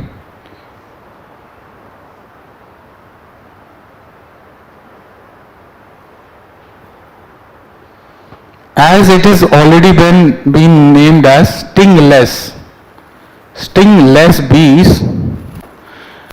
So Amazonian stingless bees have become the first insect in the world to be granted legal rights after Peruvian municipalities passed a landmark ordinance recognizing their right to exist and flourish. Why?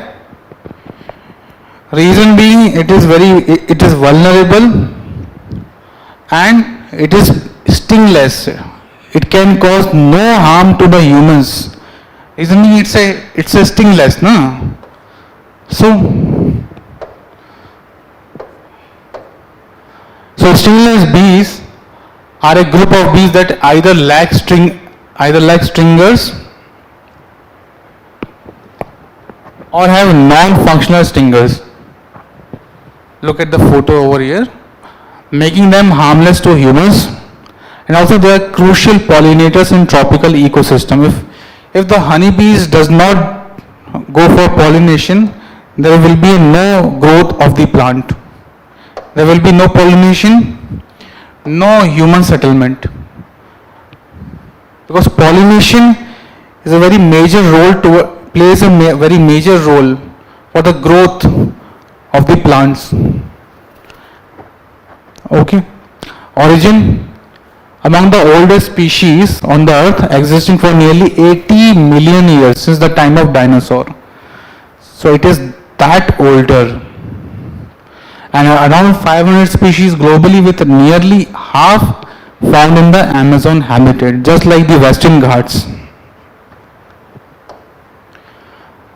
Tropical forests across the world.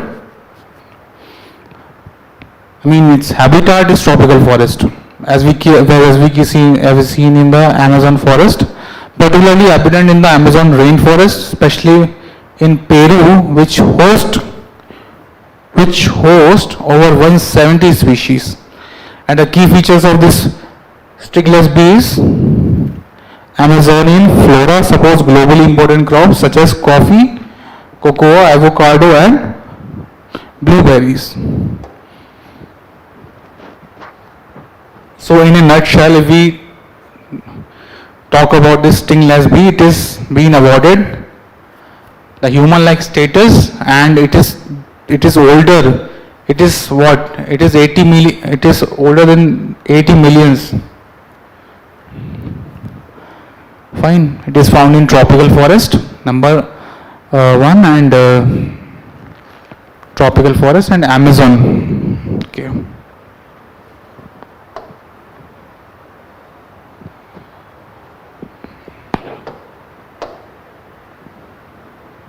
Now, second range white dolphin survey. So we have all seen the Gangetic dolphin in the river Ganga, and it is in the main areas of flow is where. Let's suppose this Gangetic dolphin is found in India and Bangladesh as well. India and Bangladesh can be found. And some dolphins like Irrawaddy dolphins we have also seen. So recently what happened is the project Dolphin is National Conservation Initiative of the Government of India aimed at protecting riverine and oceanic dolphins. So we can categorize dolphins into two categories. One is freshwater and another is saltwater dolphins. This riverine and oceanic dolphins, through habitat protection, scientific monitoring and stakeholder participation, launched in 2020. So the nodal ministry for this second range wide survey of the dolphin is Ministry of Environment, Forest and Climate Change, and its aim to provide safeguard, ultimately providing the safety to whom? To the dolphin diversity by addressing threats such as habitat degradation, pollution by catch and flow, alteration, while empowering local communities in the conversation. So why local communities is being involved? As we have discussed in the last class, local community plays a crucial role to protect them, because instantly what remedies they have available, the local community, the local support. On the similar lines, why the Great Hornbill Festival was introduced in the Nagaland, to indulge to get the support from the local community. And if the local community supports, they will be very easy to protect them from the poachers, from illegal killing of this species. So this could be the reason why local communities should be empowered to step forward and protect these species. Okay. And if you get a time, please mark a difference between the Irrawaddy dolphin and the Gangetic dolphin. What's the difference in between them and oceanic and riverine dolphin? It is a mammal having a very high IQ level. Okay. Repeatedly, the UPSC can frame question on it.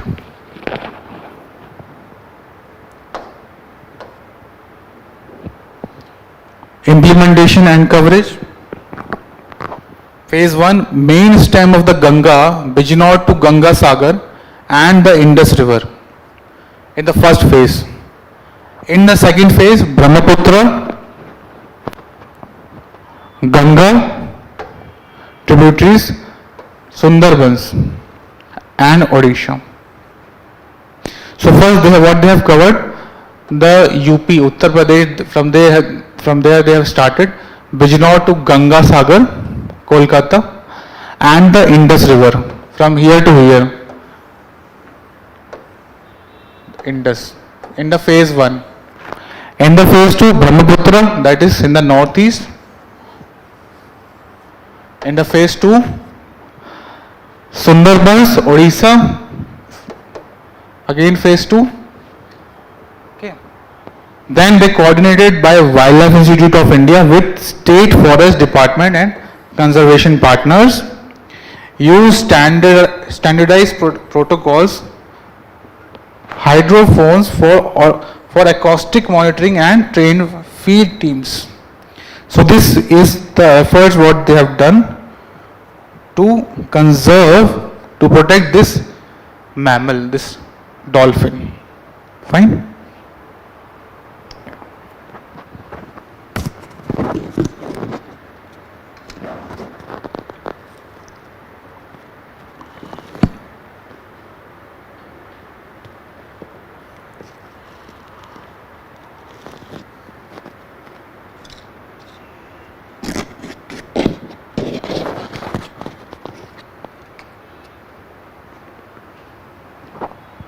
Okay. Another. Let's move ahead. These are some information about the Gangetic dolphin. This dolphin is India's national aquatic animal. It is Schedule 1, just like pangolin and tiger, under the Wildlife Protection Act 1972. It has been declared an endangered EN species by the International Union for Conservation of Nature, IUCN. The Gangetic dolphin is one of 4 freshwater dolphin species in the world, and the other 3 are found in Yangtze River in China, now it has been extinct. The Indus River in Pakistan and the Amazon River in South America. The dolphin is found in India, Bangladesh and Nepal. It is a blind and finds its way and prey in the river water through echolocation. How? Because let's suppose this echolocation determines that, suppose this is a dolphin, it sends a signal, radio signal, magnetic signals, because it's a blind, it cannot see. So this dolphin sends a signal just like a radar, and if the object comes in between, the waves comes back and acknowledge this dolphin. So this is how this echolocation works. Okay. Dolphin prefers water that is least 5 to 8 feet deep. They are usually found in turbulent waters where there are enough fish or fish for them to feed on. Okay. Mark this word as an important, this echolocation. Gangetic dolphin lives in a zone where there is a little or no currents, helping them save energy. If they sense danger, they can dive in deep into waters. Also, the dolphins swim from no current zone to the edge to the hunt for fish and return. Okay, so this is how a dolphin communicates, and this is how they feed Okay. Also, we have seen this IUCN status is endangered in the species list, Schedule 1 under the Wildlife Protection Act. Fine. So these are some points should be remembered. Okay.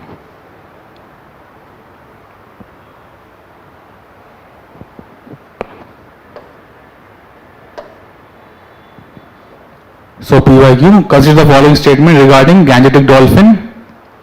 The dolphin is found in India, Bangladesh and Nepal. Nepal. It has been declared a vulnerable species under IUCN Red List.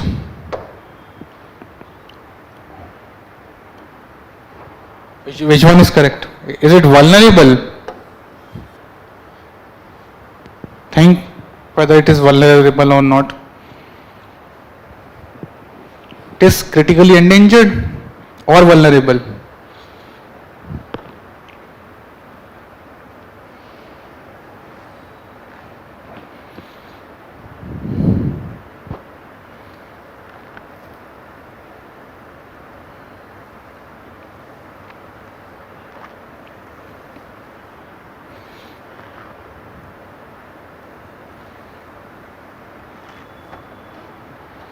Well, we would go for the option number A. One only. Why? Because it is not vulnerable. Vulnerable is the least concerned category. How could a Schedule 1 species be vulnerable? Dolphin is found in India, Bangladesh and Nepal. One only.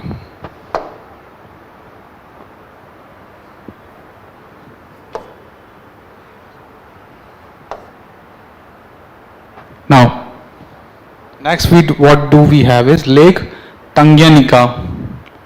Why this? Because it had been asked in the previous exam. So it is located in Central Africa and it is one of the deepest and oldest freshwater lakes in the world, and geographically it lies entirely south of the equator. We can see over here Lake Tanganyika here.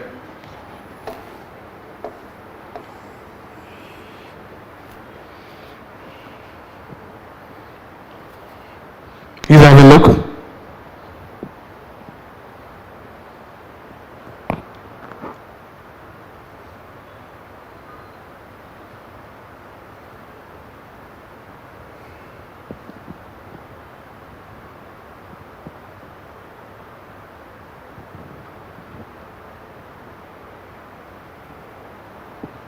Mark the countries. Tanzania is over here.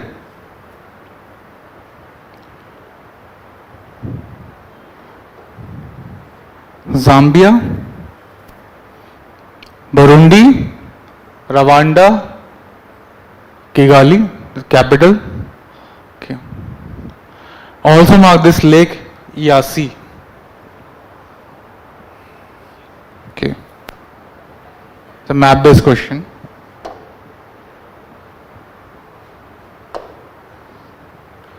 Consider following.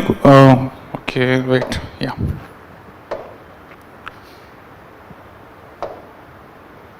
Another Lake Tonle Sap is one of the largest freshwater lake in Cambodia, Southeast Asia. It is located in the central plains of Cambodia and lies at the latitude of approximately 13 degrees north of the equator. Mark the location. Here it is, Tonle Sap in Cambodia.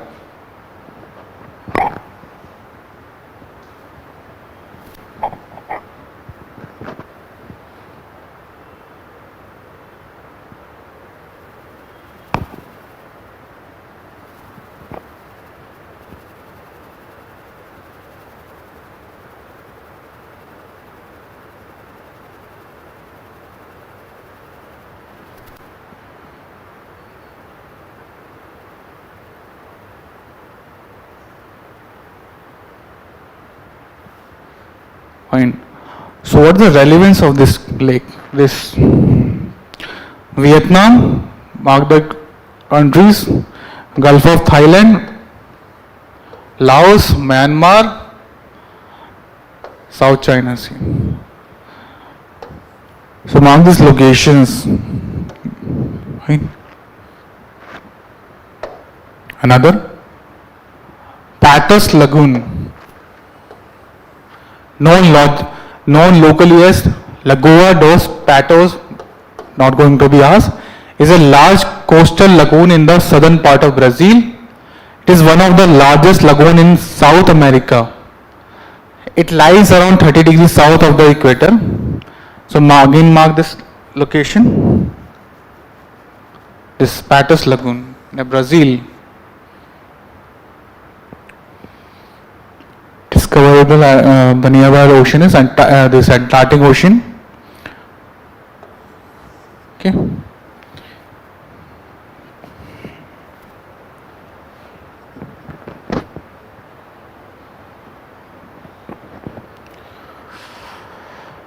Why I am putting these map questions this map questions, because it is already been asked in the previous years, and whatever been asked in the previous year, it becomes important.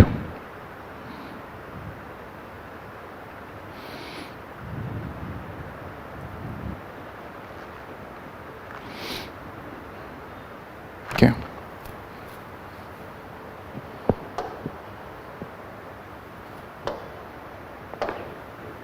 Now, this was a single reason why I put all those map questions. Now you can easily, so consider the following statement. Consider following water bodies: Lake Tanganyika, Lake Tonle Sap, and the Patos Lagoon.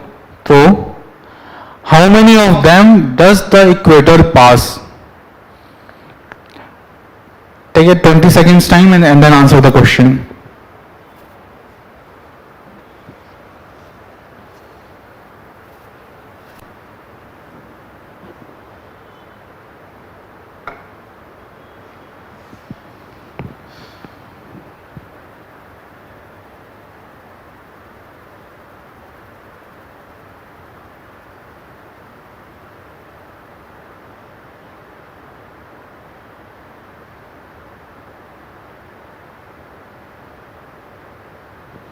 It is a tricky question actually. We have seen the lake in Cambodia. We have seen the lagoon, the water body in the Brazil itself. So you can mark it correctly that equator pass through whom? Only one, only two, all the three, or none?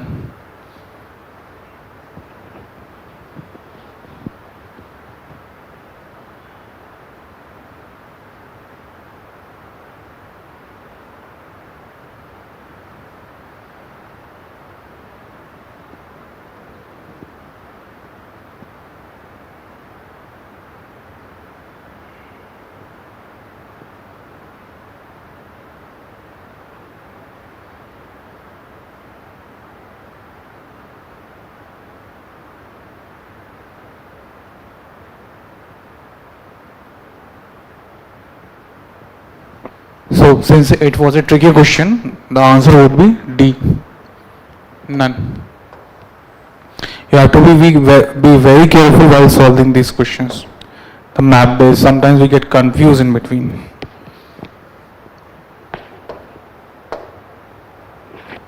Next topic, direct air capture, DAC. So it is a technology that removes CO2 directly from the ambient atmosphere using chemical reactions, acting as a crucial negative emission tool to meet global net zero goals.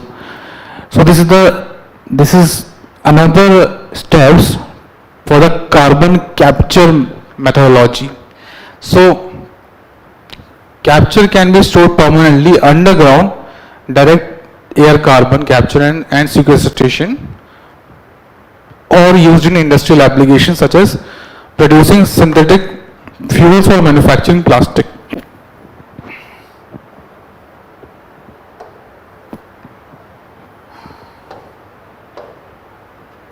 So this is how the direct air capture works.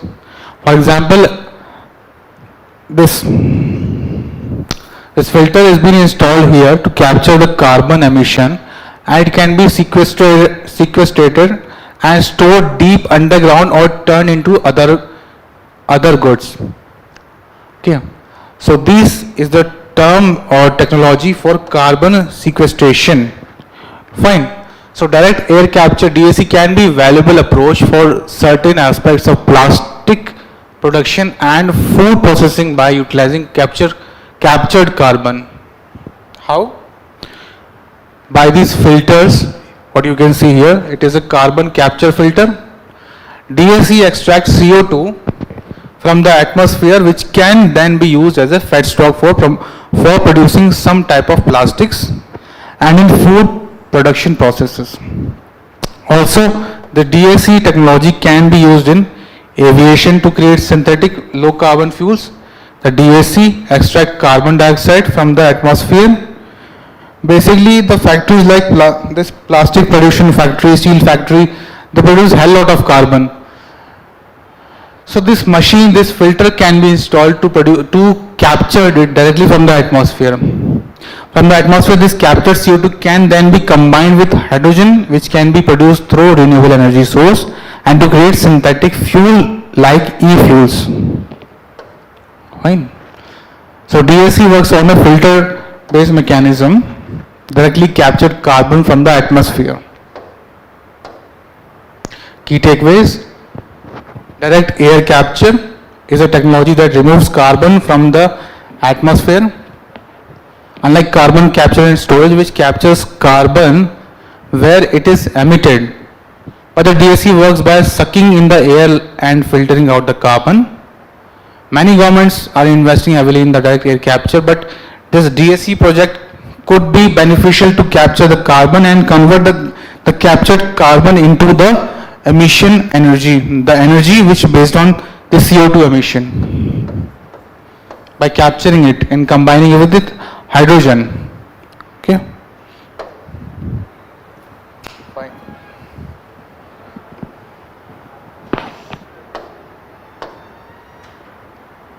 Okay. Fine. Okay, we'll continue tomorrow. Till then, solve this question. We'll discuss it tomorrow.